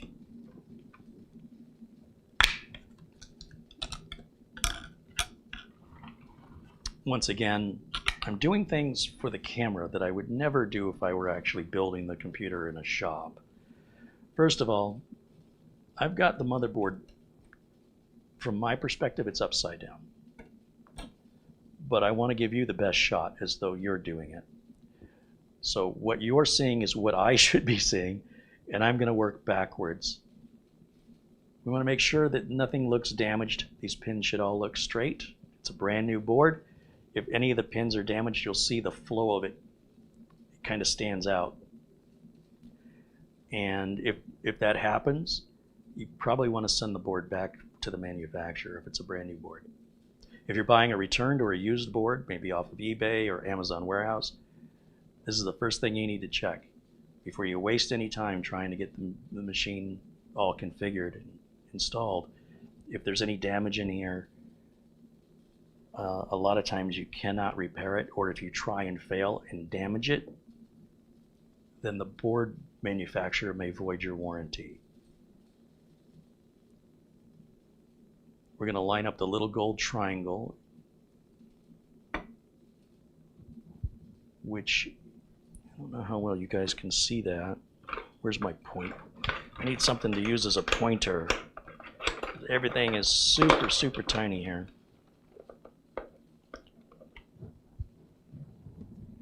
There's a super tiny little golden triangle in this corner. And then etched on the board, there's a white triangle. That's how you know what direction. But you can also see how the writing, see the orientation. And if you look on the board, if you pan down, there's like a serial number sticker, there's a model number, that's all facing the same direction. And on every ATX and micro ATX board I've worked on, with the Intel chips, they always go in the same direction as the writing on the board. So there's a couple different ways to tell. We'll go ahead and close this lid. This plastic cover that protects those pins, that's going to pop off all by itself. We're going to put that away and keep it. If we ever do have to send the board back to the manufacturer, we absolutely must remove the RAM, the CPU, the NVMe drive, anything we've added to the board. You have to return the board to the manufacturer the way it was sold to you. If you fail to remove your NVMe drive or your RAM or your CPU, the motherboard manufacturer may not send them back to you. Once you remove the CPU from the socket and those little delicate pins are exposed, you need to put this little plastic cover on to protect them. Failure to do so will void your warranty. The manufacturer may authorize your return, you box it up, you ship it out, but you didn't put this on. Motherboard manufacturer is going to say, we're not honoring your warranty now because for all we can tell, you caused damage to it by shipping it to us without this cover, and that's universal among all motherboard manufacturers. Now, the likelihood of you having to send a board back under warranty, It's not very likely, but it can happen. So just in case, just hold on to that. Or you're going to make a bad situation a lot worse. I mean, think of how upset you might be that you got to send the board back and you got to go through, fill out the form to get the RMA, and then you get the RMA, and then you got to pack it, and then you got to take it to the post office, and then you got to pay and get tracking information. Like, if that's not enough of a bad luck, and then you forgot to put that cover back on, and then the manufacturer says, your warranty is void permanently, forever on that part. And they'll send it back to you. And now you've just wasted all that time and money, and you're going to have to buy another board. And you could have just done that from the get-go and been done already. Okay, so that's how that works. Cooler. Let's put the cooler on. Move this over here. I really, really like the Scythe Mugen 5. This is revision C, where they've adapted, made a change to the backplate on it, so it'll be compatible with socket 1700. Revision B, they made a modification to the adding the installation brackets and screws and standoffs to make it socket AM4 compatible. And then, of course, the original Mugen 5. This cooler design has not changed in many, many years. All they have to do is change the bracket so it can fit the different sockets. So that's how we get to revision B. Revision C is now the current one, and they have it a little bit cheaper in silver. I like to get the all black one. It's about $5 more, I think. Totally worth it. It looks fantastic. It works great. And for what you're getting for the money, I think it's a great value. And they're not very well known here in the US. So a lot of times people are going to where the marketing is taking them. The marketing is also providing product to content creators. So you're going to see a lot of Corsair, NZXT, Be Quiet, right? Because they're sending the product out and they've got a marketing. I don't know that Scythe has any US marketing. And they're pretty well, I think they're pretty well known in Japan. But in the United States, fairly unknown still. And I think this is better, this cooler, than any other manufacturer's tower cooler at any price. The installation on it is super easy. Let me show you.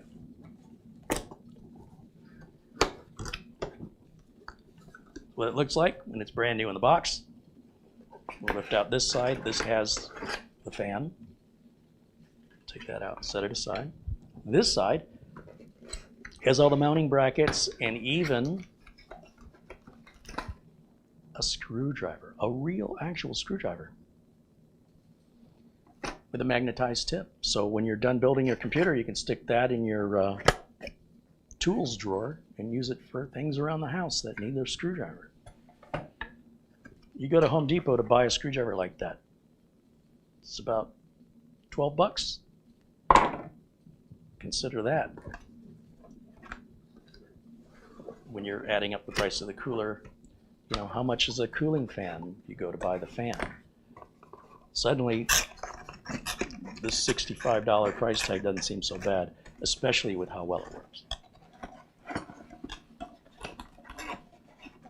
Zero courses carry. I've been seeing Scythe coolers more and more on TechTubers videos lately. They're becoming more well-known every day.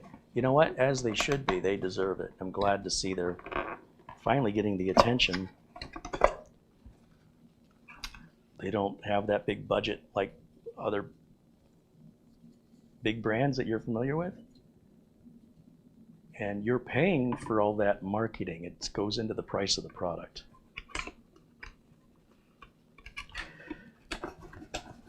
All right, I'm just going to put this back in. These are all empty. So just throw all that back in here. And in this box, like I said, is all the mounting brackets and our documentation, nothing else. So the rest of this goes to the recycle bin.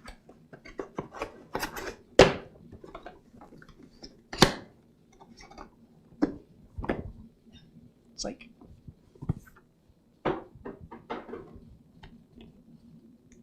Chris L. said, I think Nachua started as a cardboard box company. I agree.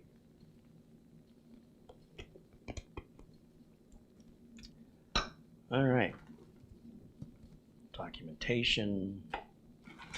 So in this bag, this is going to have all the mounting hardware for numerous Intel and AMD CPUs. Sort of trying to make a one-size-fits-all. And that makes your purchase a lot easier than, imagine if they sold the CPU cooler specifically for each socket type. That means when you're buying the cooler, you'd have to be very, very careful that you pick the right one. So by doing it this way, it saves them money and prevents a lot of returns from customers who buy the wrong one. Now, out of the box, this back plate is used on Intel chips only, and these screws that are in here are in the socket 1700 position. That's 12th gen. Since we're not doing 12th gen, we're doing an 11th, but even if we were doing a 9th and 8th, the 7th, the 6th, the 5th, the 4th, we want to move these little screws towards the inside. There's two positions. There's an outer position and an inner position. So out of the box, it's in the wider or outer position closest to the edge. We just want to lift up on it and move it forward, and you kind of rotate it and it locks in. And then this little plastic cap is what's going to hold it in place. So that's the change in the revision C. Revision B, these were sort of welded in, and you just took it out and slapped it in, which was a little easier. Although if I was doing a socket 1700 build, if I was doing a 12th gen build, then that wouldn't change. You just take it out and put it directly on. You wouldn't have to make these changes. So it's just a matter of time before all that 11th gen and 10th gen stuff are phased out. And, oh, did I move that one already? So having to do this is kind of temporary as we shift from an older socket now to a newer socket. Eventually that older socket will be completely phased out.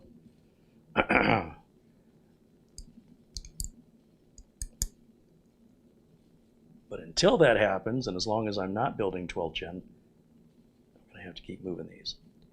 Now, you will not use this bracket at all on an AMD build or on an Intel X processor. This is specifically used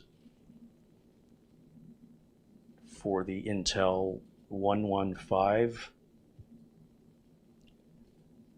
They call it a 115X, where the X is a variable that could stand for 0 or 1 or 5 or 6, because those are all socket types Intel has come out with over the years. And then socket 1200, which was also the same mounting position for the cooler on that. Suppose I need my glasses because I've lost track of which one of these. Seems like there's one more I have to move. Which one is it? It should be this one. Okay.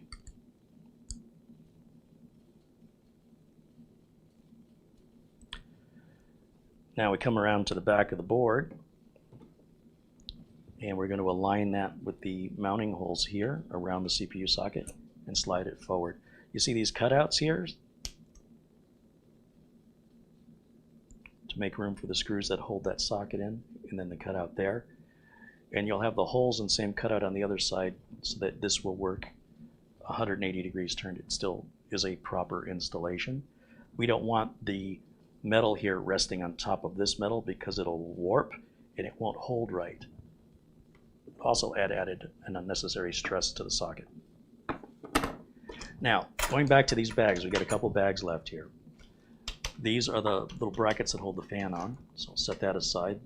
The Scythe gives us a little tube. It's only about that full, by the way, but still plenty of thermal compound. Probably could apply it, I would guess, about 3 times if you needed to. Some other third-party cooler manufacturers are pretty stingy with the thermal compound. I don't like that, especially when they claim to be the best and they are very expensive. They don't give you any room for error because they'll give you just enough thermal compound and nothing extra. And really, what does that cost them? In this bag, we have the mounting parts needed for Intel X series, and AMD. These long skinny screws, those are for AMD. So we will not use these. I'll tell you right now,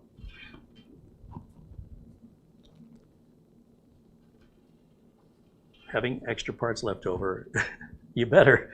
Some people think I must not have built it right. I got extra parts left over. These little standoffs right here, these are for the Intel X series CPUs. We're not using those. All we're left with are these 4 plastic spacers and 4 thumb screws.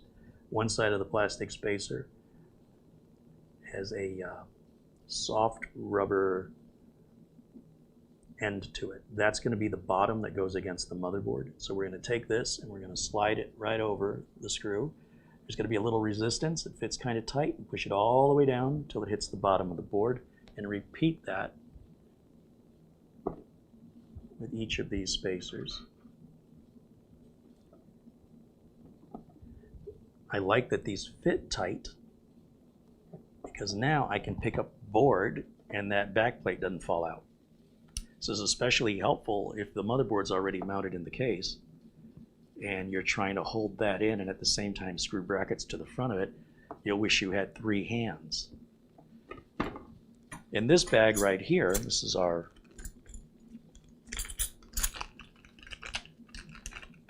bag that has the brackets in it. This was an additional change to revision C. You used to get these brackets for AMD and used to get these straight ones for Intel. But with revision C, they're now including another set of straight brackets that is compatible with 12th gen Intel chips.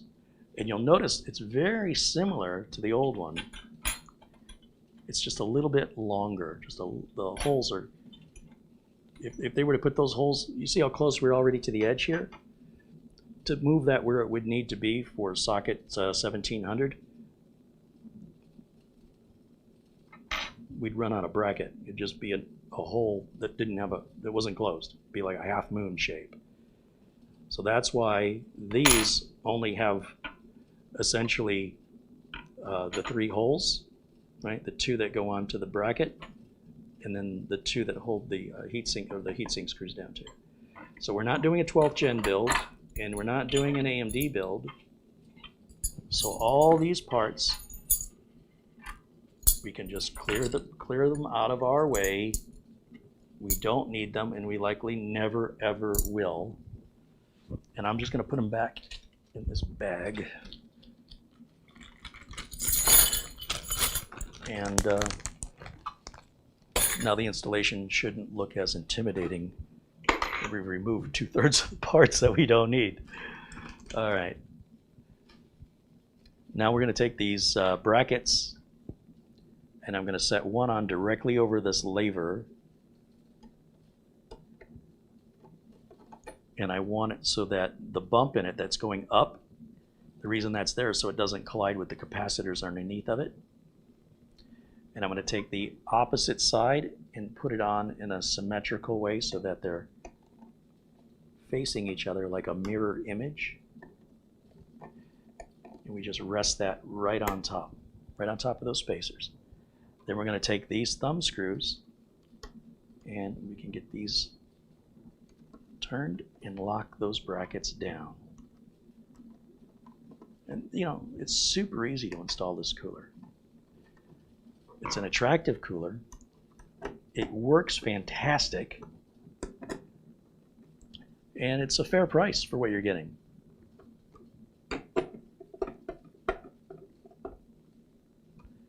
The screwdriver is a really classy touch.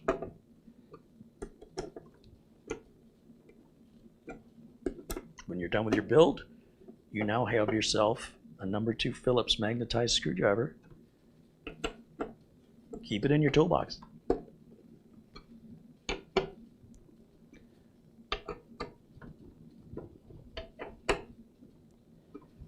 right, how we doing here in the chat? Let me just take a, how about I'll give you a little break and we'll go back to camera 1. I am sweating. Okay, go ahead and power that down. We'll save the batteries. We'll come back to the close-up camera here in a little bit. Thank you. Okay, let me look and see what I've been missing in the chat room, guys. I've been ignoring you. Hillard Bishop joins us, says hello. Chris L said these close-ups really pop. Right on, Chris, thanks for the feedback.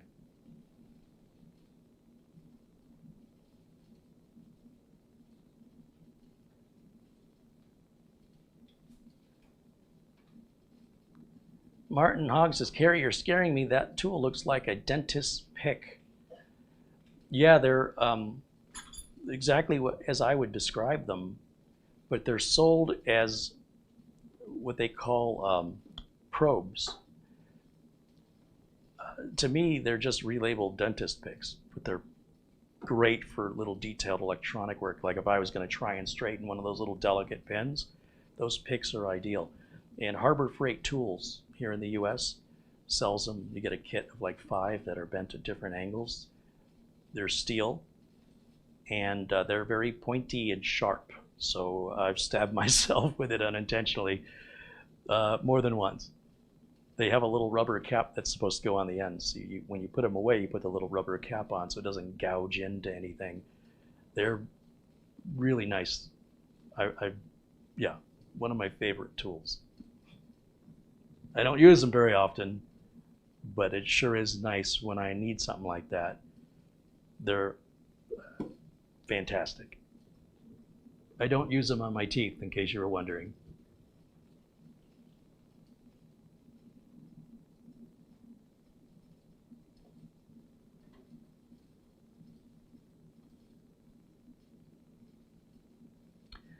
Jerry says, how many of those Scythe screwdrivers do you have?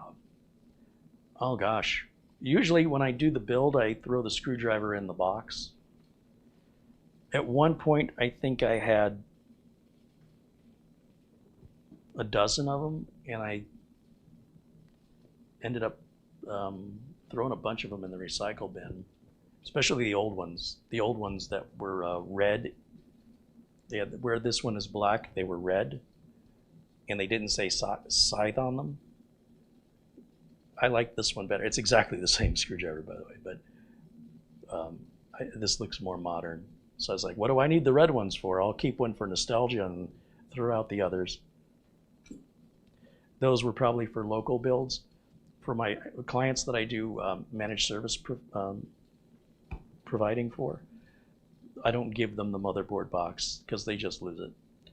I just bring the tower built, I deliver it, I hook it up, I install it, get it configured on their network, and then I keep all the spare parts. So I had a pretty large inventory of those for a while. David Chandler says, Carrie, check your email. Oh, thanks for the reminder. We should check that periodically throughout the show. For people that are sending any contributions via PayPal or Amazon gift cards, I like to give everybody a shout out during the live stream. And there he is. David Chandler sent an Amazon gift card for $25. He says, Carrie, I've been watching your very informative and educational channel for 5 years, and late last year I managed to build my own computer. I am truly grateful to you for what you've taught me and what I'm still learning. Thank you so much, Carrie, for imparting your skills with us all. Well, thank you, and I'm so glad that you found my content helpful and it inspired you to build a machine, and apparently you were successful, and I think that's awesome. A $100 Amazon gift card comes in. Holy cow, this is from Davis Parsons. Where are you, Davis? Thank you so much. It's very generous. And $10 via PayPal from our good buddy Michael Dane, who, of course, you know, he's the man. Right on. Thanks, guys.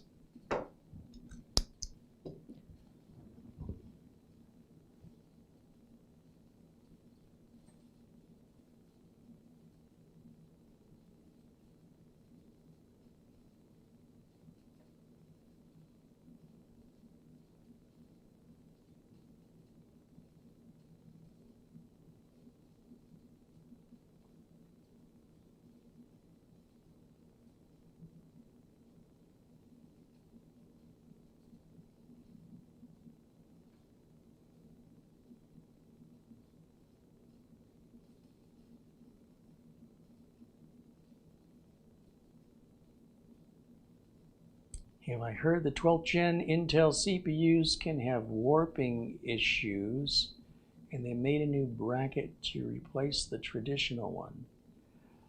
I've heard of it, but I've never seen it. But I've only built on the socket 1700, the 12th gen. I've only done one build, and it was cooling exactly like I was expecting it. So I imagine if it had warped, it would result in being difficult to cool, since the surface wouldn't be completely flat. So I'm aware that that issue exists, but I'm not quite sure how common it is. But then I've only built one so far, so I don't have much of enough data collected from personal experience to let you know the likelihood of that actually being something that you'll have to deal with or not. But yes, I'm aware of it. But you know, I appreciate the heads up just the same.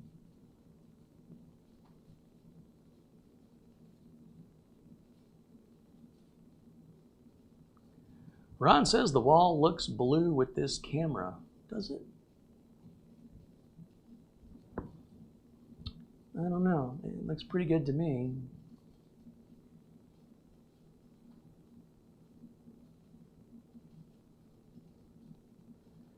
Jerry Span in the chat room wants to know, it'd be nice to do a video that allows people to send in photos of their builds, ones that were inspired by you.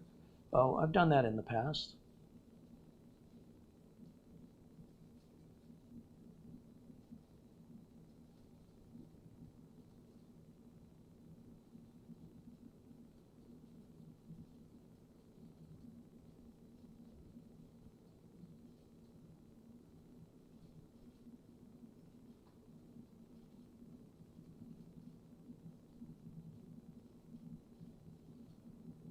Still going through your comments here.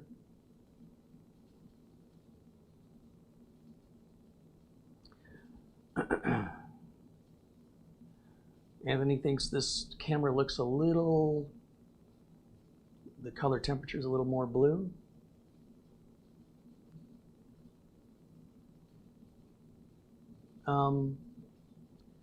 You know, what's great now is I can adjust all this on the fly, and I really appreciate the feedback. I don't get to see this full screen the way you guys see it, and it's really important to me that I do my best to really dial in the color accuracy. So let me just grab that camera remote. I did get that cable ordered from Amazon, the Mr. Rex 2.5 millimeter to 3.5 millimeter. It's basically a headphone cable. And it is the perfect solution I was looking for. It works perfectly. So whoever that was there in the chat that brought that to my attention, you're a lifesaver. I had a nice talk with Canon today about it too. Let's see what we can do to fix our tint issue here. We can add a little more.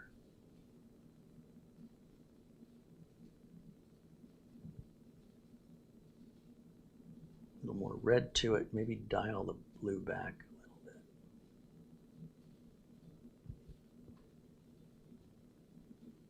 All right, I'll be curious if I made it better or worse.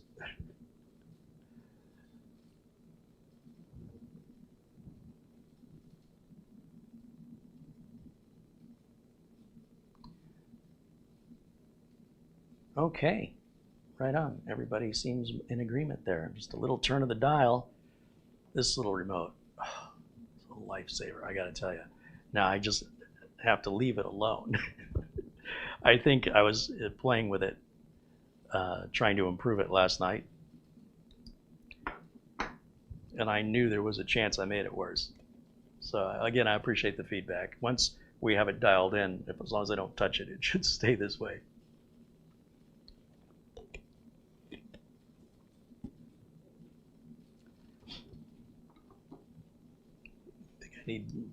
Jerry thinks it needs more red.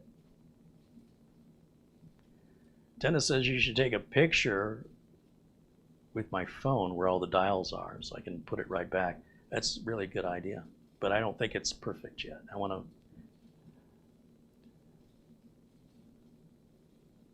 I want to really get it dialed in, and then when I'm satisfied, I'll take a picture of it. So what do you think? A little more red in here? Let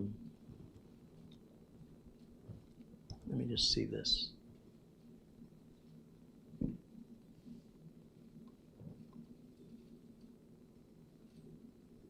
It's coming up awful pink.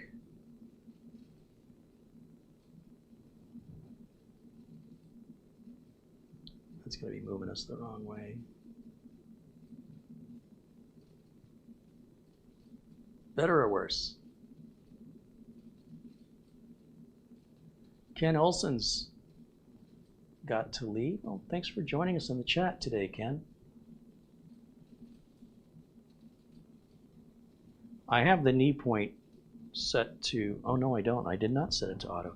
Let me do auto knee. Let's see what the camera does.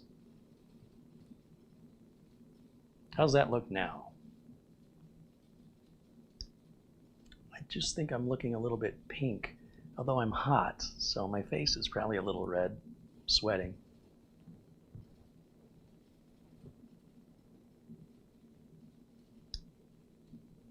Still making improvements. Okay. Moving in the right direction. I haven't made it worse. I can play with the black levels a little bit too. Like I can turn the blacks all the way down, or I can crank them all the way up. So it's really about finding that sweet spot where we get the good color and detail without too much shadow. Maybe somewhere about, yeah, that's pretty much where it was, I think.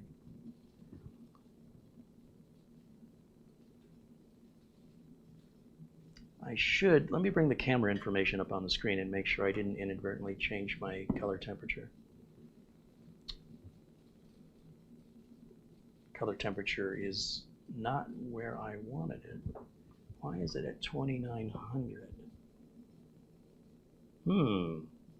Well, I did figure out how to adjust it by hand. Remember, I struggled about the manual setting of the Kelvin.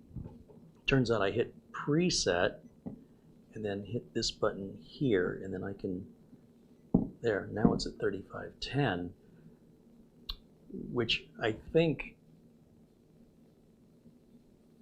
brightens everything up so much that the changes I made are no longer necessary. Now it's completely pulled us into a different direction with that much difference. So let me take another look at these.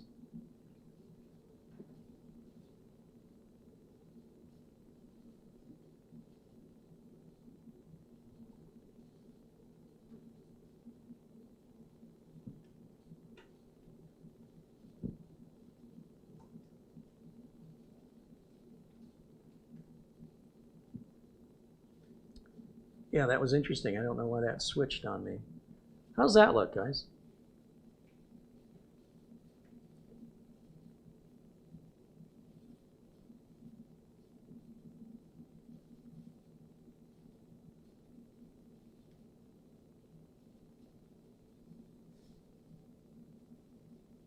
I'm just waiting for you guys to get caught up here. At least with the DVR mode off, everybody should be just a few seconds behind. Catherine says it's good, leave it.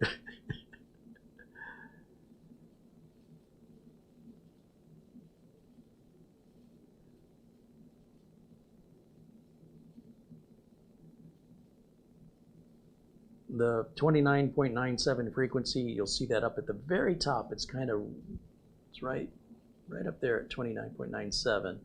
And then down over here is our shutter at 1/30th. It doesn't offer us the 29.97 in the mode I've got. So what would happen is you get the blurring effect when there was motion. So yeah, looks good. Don't touch it. All right, right on. Thomas Tidwell said, "Your typical handsome self, leave it." Hey, if that makes me look handsome, I'm buying 3 more of these. I'll tell you that right now. Let me put this back so I don't fiddle with it anymore. Thank you again for the feedback. As I familiarize myself with all this new equipment, you can see I'm making some progress. Oh, you know what? I gotta turn the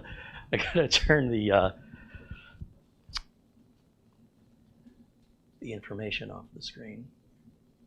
There we go. That's better. All right. Where was I?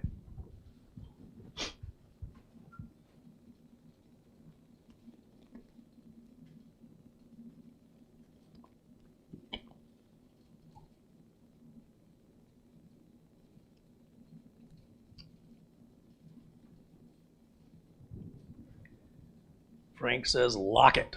Yeah, maybe I'll take a picture of it that way. Everybody seems pretty excited about that, so I shouldn't press my luck. Jason said it looks real good. Right on. Zero Core wants to know if I've used the Ice Giant cooler yet. Just curious what your thoughts are. The Poseidon Ice Giant. I never heard of it. I'm very happy with the Mugen 5 on these builds for the price and the ease of installation. I really don't have any desire to look at other coolers.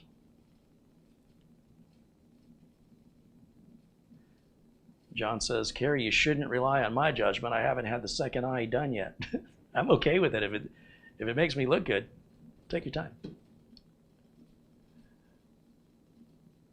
All right, so I'm going to put the heatsink on so that we can do our first power on self-test, update the BIOS. And what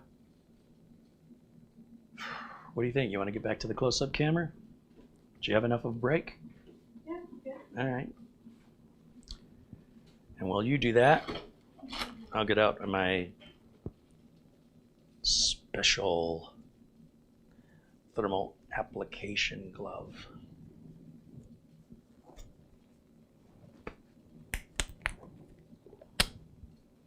Now, before I can let you in to see the prisoner, we're going to have to just do a body cavity search. Open wide. Oh, those are teeth cavities. All right, back over to our wireless camera. This should be interesting comparing. It should be a noticeable difference as we go from this camera to that camera. Oh, really not that bad. Come on over. Come on over. All right, here we go. Thermal compound. Is this where I turn my head and cough? If it makes you feel better. I mean, yeah, sure. It's all on the up and up. Absolutely professional. I'm kind of estimating how much I'm going to need. And then I'm going to just take this nitrile, powderless, powder-free, non-sterile, 3/millionths of an inch thick, 3 mil glove, and I'm going to finger paint basically with the thermal compound. And I'll tap it, create little hills and valleys. If I feel like I've got too much, I just use another finger that's clean and dab the areas, and you'll see it comes off on the glove, and that's an easy way to sort of take off excess without making a big old mess. That looks pretty good to me. Now, let me get rid of this glove.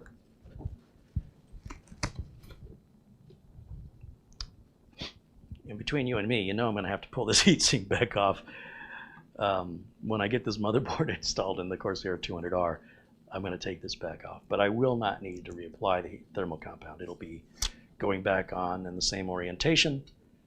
It's relatively trivial. Now we're just going to set that right on top of the CPU. You'll see I removed that little plastic cover from the bottom of the heatsink that was keeping the bottom surface free of any debris, dust, oils from your skin, so that the thermal compound can work as effectively as possible. Using the included Scythe screwdriver, we can start by turning one of these screws. Just get it started, don't turn it too much.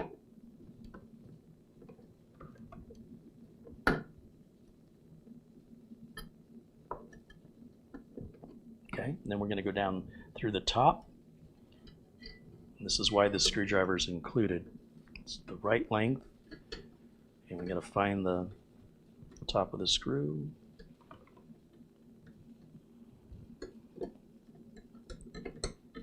And now we can turn that one a little bit further, come back over, turn this one a little bit further, come back over, turn this one a little bit further.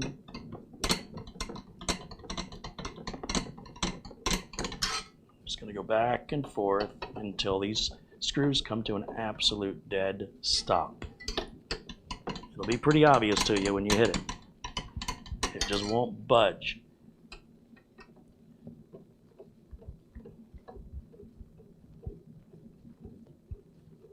Well, that one wasn't as far down as I thought it was. That's still okay though. All right. Now, cooling fan. I like to go ahead and cable manage this now while it's outside of the case.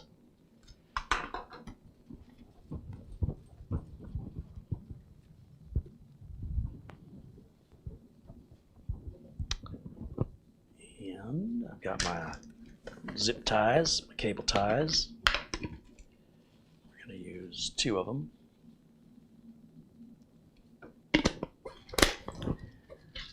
I need my angled wire cutters to cut the pigtails, and maybe even my needle nose to pull tightly on them if I want to make them real tight. I've done this so many times, I kind of have an idea of what length I need. It doesn't have to be perfect, but there's a lot of slack with this configuration for the fan power cable.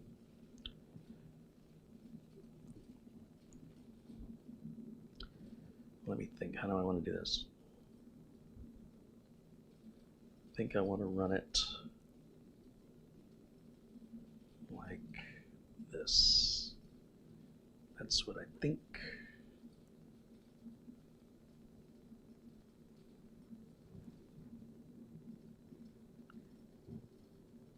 Could slightly make that just a little bit longer there. That. I think. Sure. Close enough. Doesn't have to be perfect.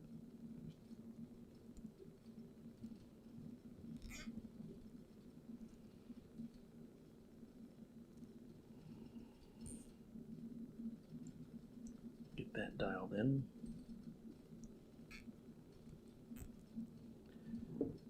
And then I'm going to just add another one here to the back side.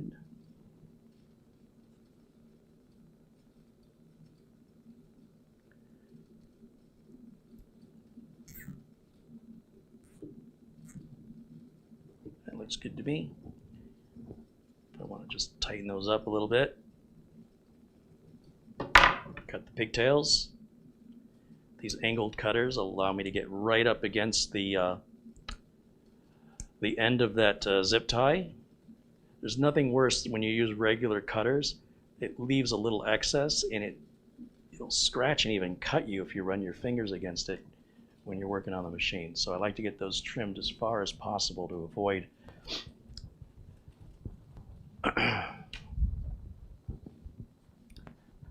using up the remainder of my Band-Aids, you know. Okay, now we've got these little wire brackets here. They give us 4 of them. That's in case you want to buy an optional fan to go on the other side. I don't recommend it. It just adds noise. It's one more part that can fail, and it doesn't really make much difference in cooling to make it worth the trouble.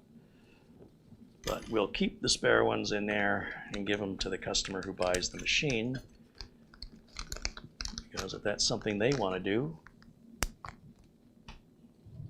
let them. Completely unnecessary. All right, now, to put this fan on, I want this power cable coming out from this side, because we're going to plug in right here on this beige or gray. It's not beige, it's gray. And if you look very, very closely, right down here, the motherboard says CPU opt, and then it says CPU fan. And what it's telling you is that this black connector is the optional CPU fan. What's an optional CPU fan? Well, if I were to put another fan on the other side of the heatsink, that's optional, and that would power it. The one that's a different color from all the other ones on the motherboard, that is a critical connector. That's going to power your CPU fan, and the BIOS has special monitoring for that connector, so if your CPU fan were to be stopped turning, it will alert you to that. In some cases, some motherboards may not turn on just to protect your CPU. They get hot awfully quick. So with the brackets, I don't know, did you see how I put those little wires on there? We're going to come over here. And if you look at the very top of this heatsink, go right up, see if you can shoot straight down. There's these little grooves, and the fan fits perfectly in those grooves. And I pretty much let the fan, the bottom of the fan, rest against that screw we just turned to lock the heatsink down. So that gets the fan as low as I can get it. I pull back, and this little wire on each side fits in between the fins, and then this long groove here, and it locks that in for us. Then I can take this power cable here.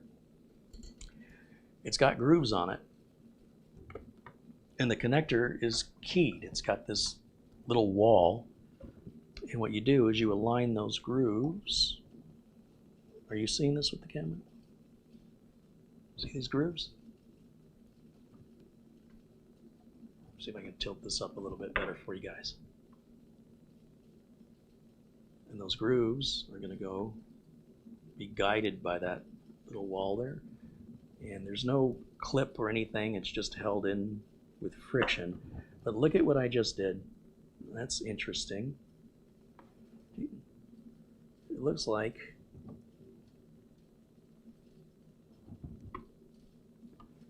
no, I did it right. I thought the little plastic there that I was just pointing out was one of the pins. Like, how did I do that? If you're really struggling to get these on, you're probably off by one pin, so it should fit on relatively easily. So if you force it and you're like, there, I got it, you probably are off by one side or the other by a pin, and it won't work. So your first clue is that you had to use more force. It should go in really smooth, unless you're doing it wrong. All right, over here, back to the RAM. We put the RAM in, and now we can do our test boot after that. How's that sound? We'll get Windows 10 installed. We're on track to end at 4 o'clock is pretty much what I try to do. And even with all my jibber jabber, we're still on track. How's that possible?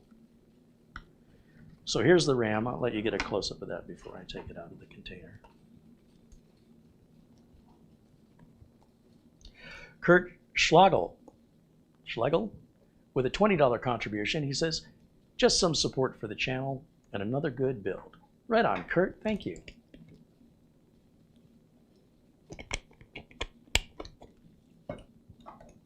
All right, let me see if I can figure out how to open this packaging up. Looks like, there, is you gotta have fingernails.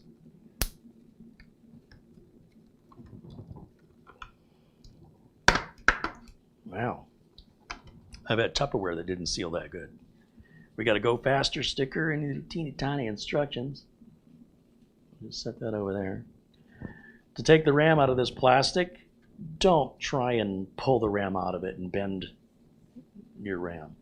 Bend the plastic. The cheap plastic you're about to throw away, bend that plastic. You see I'm using my finger to push up to get that RAM loose. Then when I grab the RAM, I'm going to hold it by the heatsink here or by the edges. Don't touch this part of it. If you do, probably going to be fine, but try to avoid it. Let's come over to this side of the board. We're going to use the gray slots first to be in dual channel. If you look real closely right here with the camera, hopefully this camera will pick it up. Getting a bit of glare. Let's see if I can rotate. Ooh, got a big storm rolling in here. So, yeah, this show might be ending before we're ready. All right, right there it says, where's my dental pick? It says DDR4A1. You're gonna hold that real steady. Try and move the camera as slow as you can when you need to move it. So it says DDR4A1, then it says DDR4A2, B1 and B2. And what that's telling us is that this socket right here is A1, this socket right here is A2, this one here, B1, this one here, B2. And you'll see there's this little bar, it's like a little bracket, and it says first. Can you see that? And that tells us, without having to look in the owner's manual, that if we're only going to install 2 sticks of RAM, they want them in B2 and A2 first, or in other words, the gray sockets. It will work no matter where you put the RAM, but if you put it in the recommended slots, you'll get better performance. Once we slide that into the groove, push down. That one I didn't hear it click. There it goes. Finally, we'll grab the other RAM module. Once again, it can only go in one direction. There's a little notch that's off center, and that prevents you from being able to seat this in the socket. Watch what happens if I try to put this in backwards. You see the notch in the socket? See it right there? And see the notch in the RAM? Get that camera way down low, like this. See the notch in the RAM, and the notch in the socket is over here. So the RAM won't sit. It'll just wobble back and forth like a teeter-totter or a seesaw. So we got to turn that RAM around, gently slide it into the tracks. Now that notch lines up with the little divider there in the socket. Once I verified it's in the track nice and easy, then I'm going to use some muscle, push down one corner and the other corner. There we go. You should hear it click. I'm going to go ahead and close these little retention brackets up. And now let's get it hooked up to some power. All right. I don't use these dental picks for all year, and then I used it twice in one day. Maybe I'll brush my teeth at least once a year, whether it needs it or not. We're going to use the EVGA 500 watt power supply. Do me a favor, come step right over to here if you would. Thank you. I don't need that.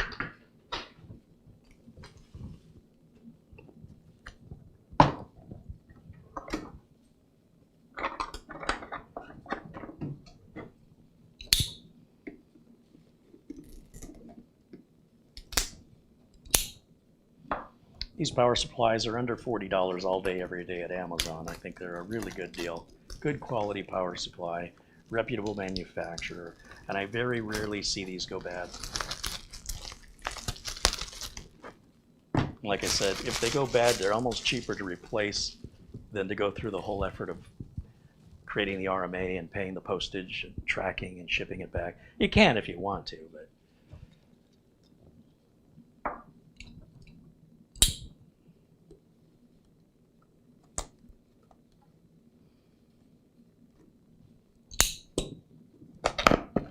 so here's how these are packed when they're new. Once again, I want to show you what they look like new. And the reason I do that is so you can identify if you were sent a used product. All right? So right away, the owner's manual is not dog-eared or wrinkled in any way. The same with this. You can tell it hasn't been repackaged. We lift up on this cardboard, and right under here taped are the screws we need to install the power supply to the case. So we'll set those aside. Power cable, it's pretty important the customer gets the power cable. I don't know why they put it in a plastic bag, but plastic bag. And finally, the only thing left in the box, of course, is the power supply itself. At this price point, it's non-modular. Modular cables are important. If you're somebody that has a case where you're showing off all the components, although if the case has a power supply shroud, it doesn't make a difference one way or the other. People tend to lose the modular cables. They don't know where they are. It might be 2 years later that they want to do something, make a change, and I need that cable, and they can't find it. You can always go on Amazon to order spares. Make sure you order it for the right manufacturer. Just because it plugs in on the modular power supplies doesn't mean it doesn't automatically mean it's compatible. So by going with the non-modular, it just avoids that particular scenario from cropping up. I just really hate when I go to a customer's location to do a relatively simple job and find out they have a modular power supply. They don't know where the power supply cables are. I have to order one off Amazon, drive back home, and reschedule to come back out to do the job I was supposed to do the first time I was there once I have the cable. So it takes a 20-minute job and turns it into a 3 or 4 day job. It's maddening. I'm going to go ahead and just plug the power supply in as I normally would.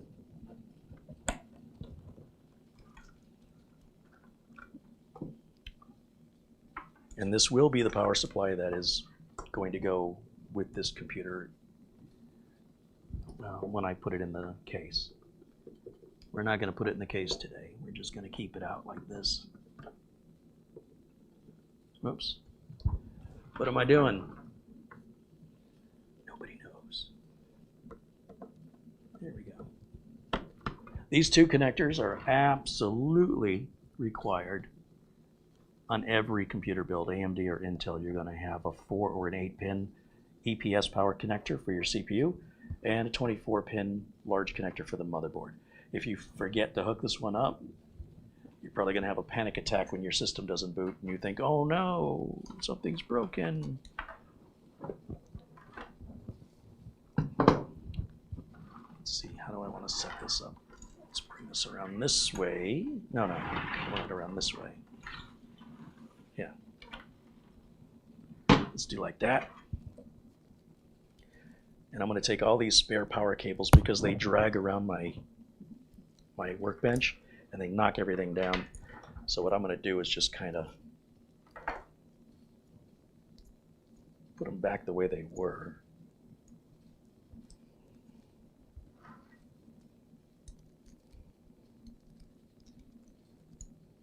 Here we go. And then I'll just temporarily grab that wire tie I removed and put it back on there just to keep this out of our way. Just for now. Okay, now let me step around and we'll get everything plugged in and we'll do our first power on self-test. Does anybody here think it's not going to boot? Place your bets. No, wait, no wagering. Make sure that the power supply switch is in the off position for safety reasons. Go ahead and plug that power cable in. I've got my HDMI cable, really falling in love with both the super thin, remember the super thin Ethernet. I'm not going to use this yet. Because we're just doing we're doing our initial first test, we only want to plug the bare minimum items into the back of the board. So nothing that's not absolutely necessary or that'll be more for us to diagnose if it doesn't work. Again, the back of this board, I love it's got VGA, DVI, DisplayPort, and HDMI. And you can use 2 or 3 of these at the same time, depending on which chip. Keyboard and mouse, right? I need a keyboard and a mouse. All right.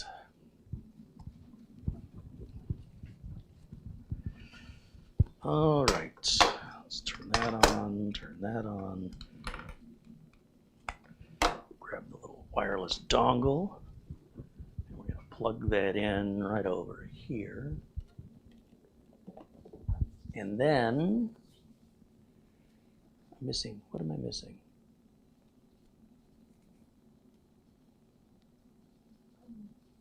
Oh, the power button. I'm like something, I'm forgetting something. Wow. Try to keep me on the toes. Let's see how close you can get with the camera on this. We're going to go right down here to this connector. If you look real carefully, it tells you what all the pins do on the bottom row and all the pins on the top row. Fine writing etched right on the board. Same with all the other connectors. You'll see it says System Fan 3, TPM module, G Flash Plus. I didn't even realize that board had that. Who knew? We've got USB, USB, USB. So that's 2, 4, 6 more USB 2.0s that we could hook up if we wanted to. Communications port for like a serial, an LPT port. I didn't even realize that was on there. Oh my gosh. And then that's our front port audio connector right there for the headphone and microphone jack on the front of the case. And you see everything's labeled. And most motherboards, if you look, it'll tell you what everything is without having to go to the user's manual. This is critically important if you're a field service technician. You're going to be working on all kinds of different hardware every day that you may never see again. So there's no point studying it and learning it if you can just get what you need off the board, get the job done as quickly and as cheaply as possible, and get it done right the first time. Your boss will be happy, your customer's going to be happy, and you're going to have a pretty good job security in theory. All right, now I'm going to go back to camera 1 here. There you go. Shut that off. Thank you. And then we'll turn on the HDMI input coming out of the motherboard into the capture card. And I'm going to make this window a little smaller like that. Okay. Okay. Okay. And I think we're ready to rock and roll now. Wow, look at that storm. Holy cow. The trees are sideways. Okay, I'm going to hit the power button. CPU fan is turning. It's dead quiet. This could take up to 90 seconds on the first boot. And while it's doing that, I'm going to just look at the phone here real quick, see if I missed anything.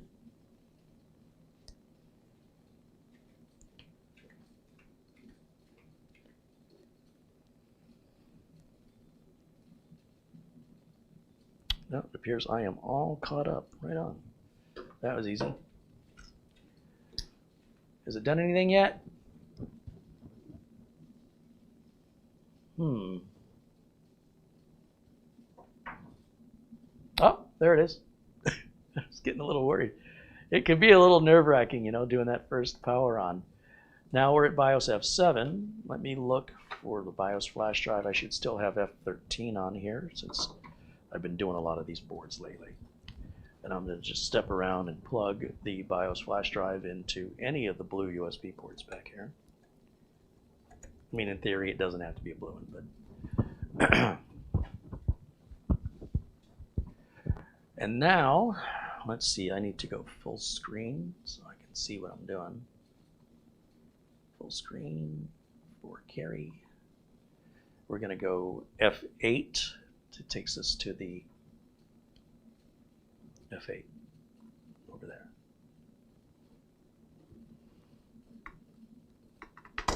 there. F8. There it is. Press enter. I'll just use the mouse, I guess. That's our BIOS right there on the flash drive. Double click. Are you sure? Yes. Verifies that the BIOS file is not corrupt and is compatible with this board. It verifies it here on the left. Current BIOS is F7. This BIOS is F13. Press here to start. We're off to the races.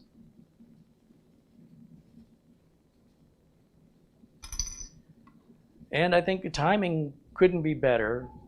This storm is just now getting really, really ugly, really nasty out there. And I suspect this is a prime opportunity for for a power surge. And with any of this equipment on during a power surge, it could damage it. I'm talking about my new camera, I'm talking about my lights, I'm talking about my monitor, my streaming PC. I have the neon sign unplugged. And the best thing you can do when these big storms roll in, it's not enough to just turn the equipment off. Recommend you unplug it from the wall, or if you have a surge protector with an on-off switch, flip that switch to off until the storm passes.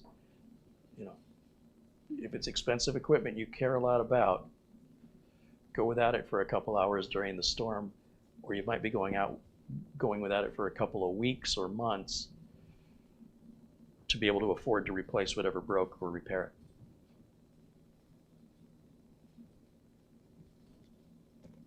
Dave says, I don't think I would have started the BIOS update. Yeah, it's not a customer's yet, so it's mine. We're live. We're gonna roll with it. I think we're okay for the next 10 minutes. I could be wrong, and if I am, I'll deal with it. But it'll just give me more content to show you how to repair it. This location here at Studio B doesn't lose power very often. And the last couple times it's happened, it flickered. It was like more like a brownout. And those are almost nastier than just having the power go out. So flashlights are charged, we're good there. And the battery in the laptop is charged. So worst case scenario, if the internet goes down and all the power goes out, I can just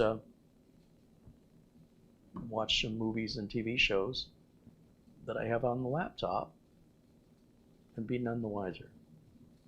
Can even run that through my battery powered Bluetooth speaker. Yeah. And just live the rough life without any power. Russell wants to know if he can use the LPT port for an older flatbed scanner. You likely won't be able to find any drivers for it. So, well, the connection can probably be made. Finding parallel port drivers for a scanner for Windows 10, well, it just might be worth $50 to buy a new scanner.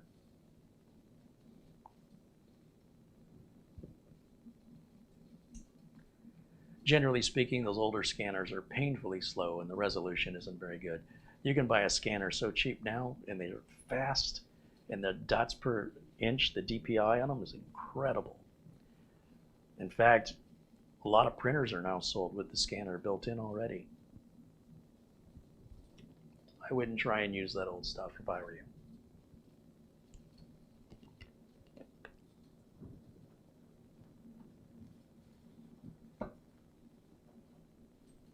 Brad says, hey, Kerry, thanks for the great stream. Take care, everyone. Right on, Brad. Thanks for hanging out with us, man.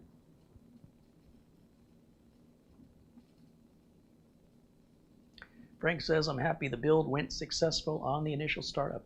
That's the normal thing. Like, if it wasn't, I wouldn't be doing it live. Most of the time, they start up exactly like you'd expect. Sometimes I'm not paying close enough attention. I don't have something on the right set of pins, and I'm turning it on all confident, and then nothing happens. And I go, uh-oh, what's wrong? Which part is bad? Turns out it was this part right here. Fix my little mistake. They're pretty, the technology, the circuitry, all this stuff is for consumers. You know, this isn't like research at MIT. You know, it's not experimental hardware. It's amazing how much abuse this stuff can take and still work. Yeah. Frank M contributes $10. He says, that's a great live stream with good success on boot up. Thanks, Gary. Thank you, Frank. Thanks for supporting the channel. Real quickly, let's go ahead and I have to go full screen here and just see everything bigger on my side. Let's load the optimized defaults. Yes. Let's try and turn off TPM. I know I tried this before and it didn't save it that way. Let's try. Let's go F2 to get into advanced mode, over to settings, down to miscellaneous, Intel Platform Trust Technology, PTT. Let's choose disabled. That will make this computer not compatible with Windows 11, so Microsoft won't keep hounding us to install it every time we go to Windows Update. And then when the person who buys the computer decides they want Windows 11, they'll need to just come in here and change the setting back to enabled, and then it'll be Windows 11 compatible. The last time we did this, it didn't save it. So let's see what happens. Save and exit. And when it restarts, because the new solid state drive hasn't been partitioned or formatted, there's nothing for the machine to boot to. That USB flash drive is not bootable. So when the system does its power on self-test, it sees there's nothing to boot from. It should take us into the BIOS, which it's done. And if I go back under settings, let's see if the PTT mode stayed disabled this time. No, it keeps returning back to enabled. Something Gigabyte did, all the BIOSes before this, that setting would stick. But since F13, it keeps returning to enabled. So there's no way I have bad batteries on all these new boards. It's just something I was wanting to verify is a result of the BIOS update and not an issue with the BIOS battery. Anyway, that's fine. If it wants to be enabled, it just means that you're going to get every time you get a Windows update, it's going to want to try to convince you to install Windows 11. And you can say, I don't want it, remind me later, and then after a certain amount of time, it'll do it again, and you'll have to keep telling it to remind me later. If that setting would stay disabled, it wouldn't offer it to us because it'll say you're not compatible with it. So, yeah. Now I'm going to go ahead and turn this off. I'm going to step around and grab that BIOS flash drive and remove this. We'll grab the Windows 10 installation media. We'll plug that in, and then we'll turn this right back on. And now the only thing that's bootable is that flash drive. So it's going to automatically boot to that flash drive without me having to go in the BIOS and manually tell it to do so. And then we'll do our basic install here, and then we'll wrap things up.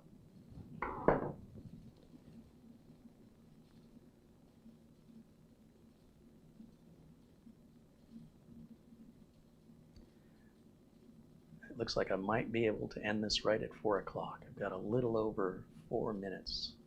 It might be all I need, believe it or not, to get Windows 10 completely installed. It's a long way from the floppy disks of Windows 95, let me tell you. All right. And we're off to the races. Any final questions or comments? I'm happy to address them before we wrap it up for this evening. 3D Everything contributes via Super Chat, $20. Hey, 3D Everything, thank you. Thank you for continuing to support the channel.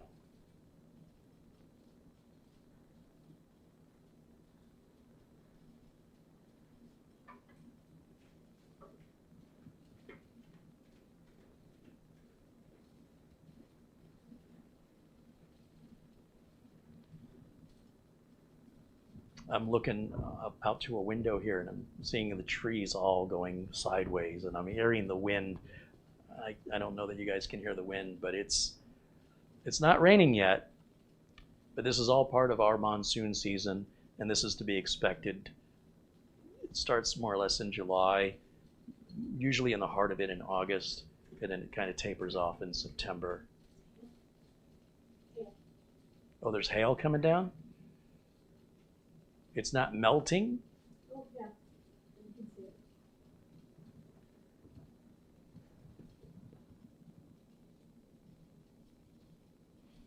Am I going to be doing the Windows updates? Not today. I mean, it's kind of boring. And besides, with the storm rolling in, I'd feel better to power everything off here just as soon as I'm ready, I have a clean space to stop. Captain Blinsky says, I enjoyed the show. I'm glad you got the video and audio stabilized, and everyone take care. Well, thank you, Captain Blinsky. Thank you for the feedback. Craig Lilly says, well, this stream's going to hail.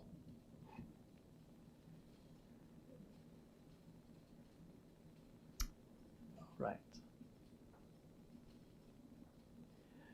Ryan contributes $2 Canadian.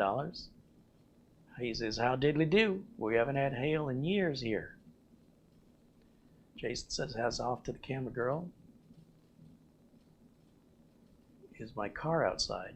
Yeah, it is. I hope it doesn't look like a golf ball later. John Famlor says, thanks, Kerry. Very instructive views of the build. Thank you. Yeah, I'm trying to improve those close-up shots. And that little Sony Pocket camera has been running off battery this whole time. And it hasn't been a problem. It hasn't overheated. I've just got to figure out a better way to be able to hold it.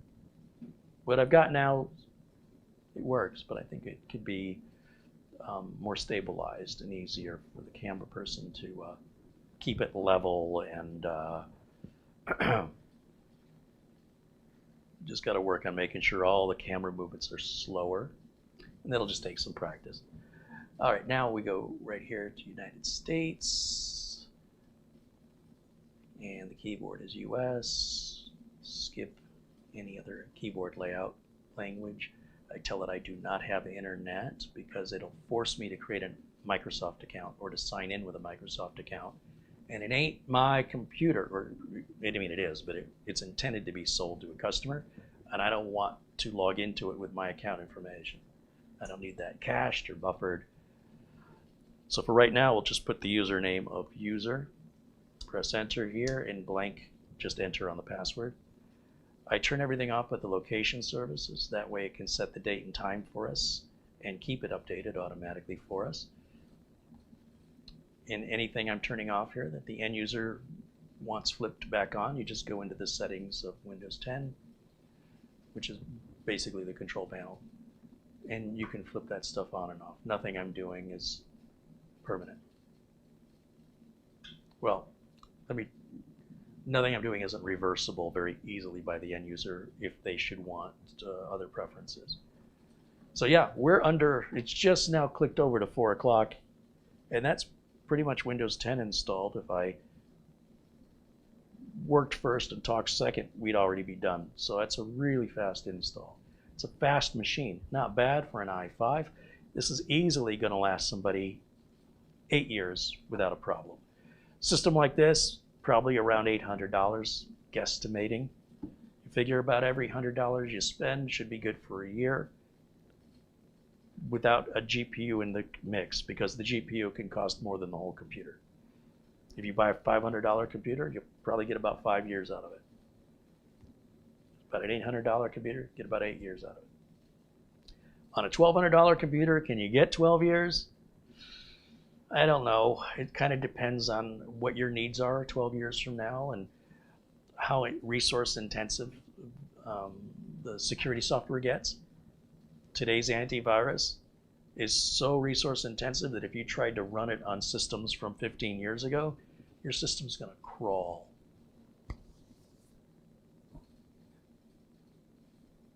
Chevy Boy MHPR Gaming with a $20 contribution here in Super Chat says, thanks for being you. Well, thank you for supporting the channel, and I'm glad I don't know how to be anybody else. Zero Course says, the Poseidon Ice Giant is a thermal siphon tech cooler, so instead of a pump, it uses thermal siphoning tech to cool the CPU. That's a good idea. That's a really good idea.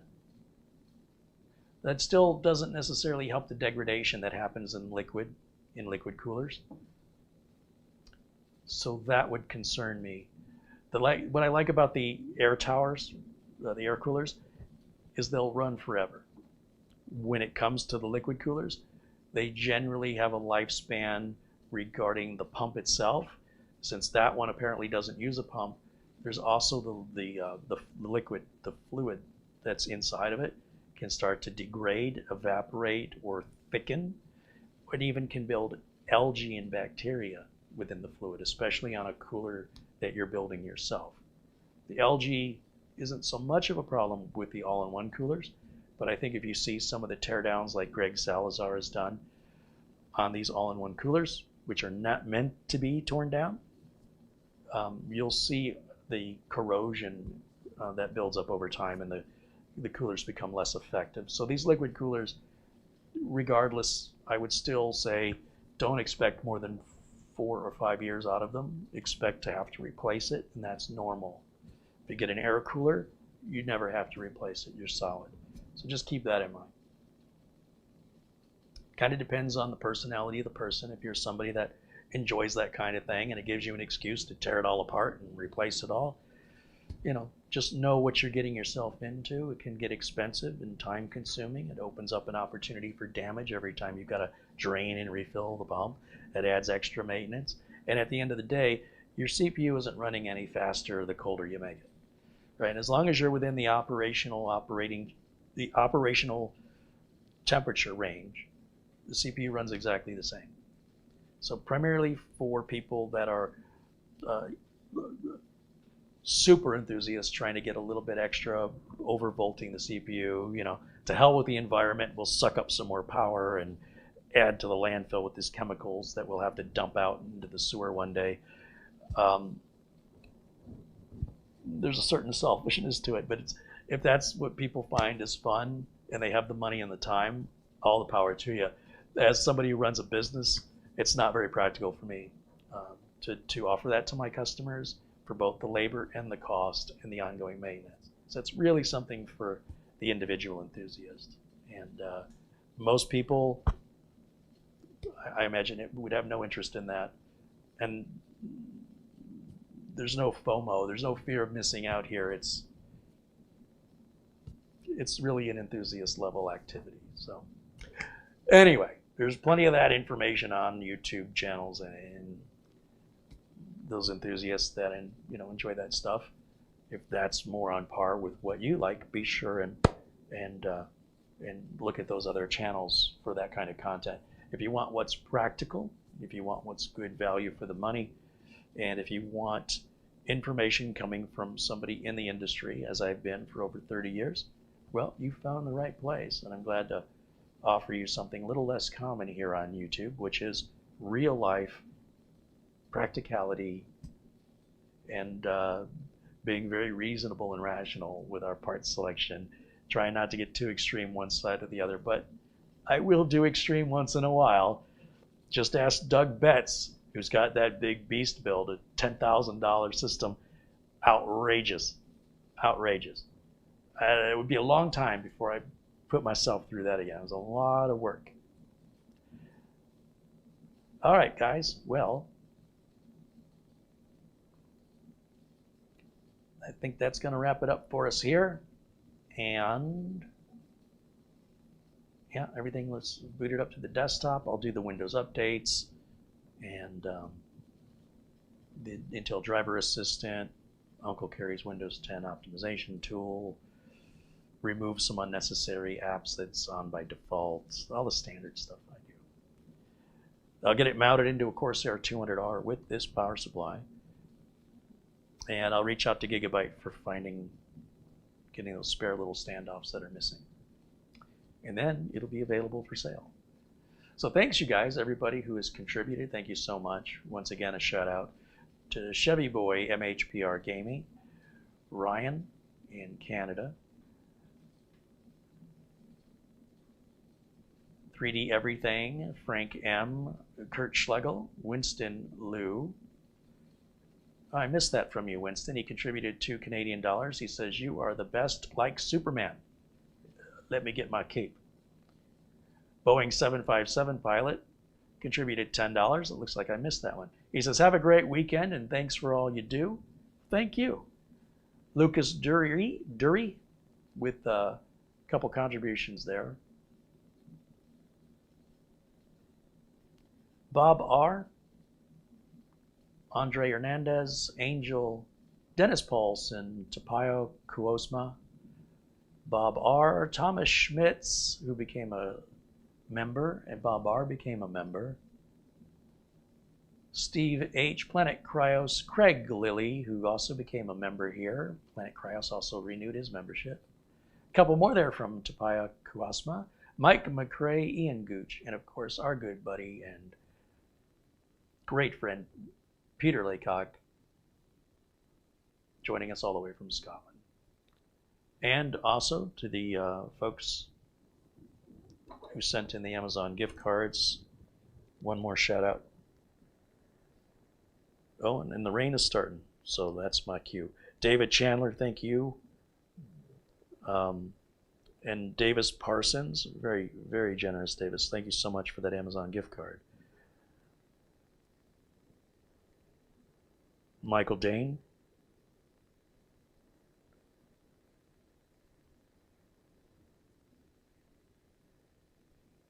And the Greek had sent an Amazon gift card yesterday for $50. So a shout out and a thank you to the Greek if you're out there watching. All right. I am going to go ahead and end the stream before it ends me. Thank you guys so much for watching. Thank you to the camera girl. You're welcome. And I will see you all again very, very soon.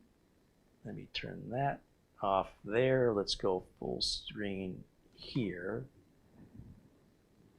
Enjoy the rest of your Friday. I hope you have a great weekend, and hopefully I'll have that video up, the build video that Planet Cryos did. See about posting that this weekend, give you a little more content to distract you for the weekend. Thanks, guys. We'll see each other very soon. Until then, bye for now.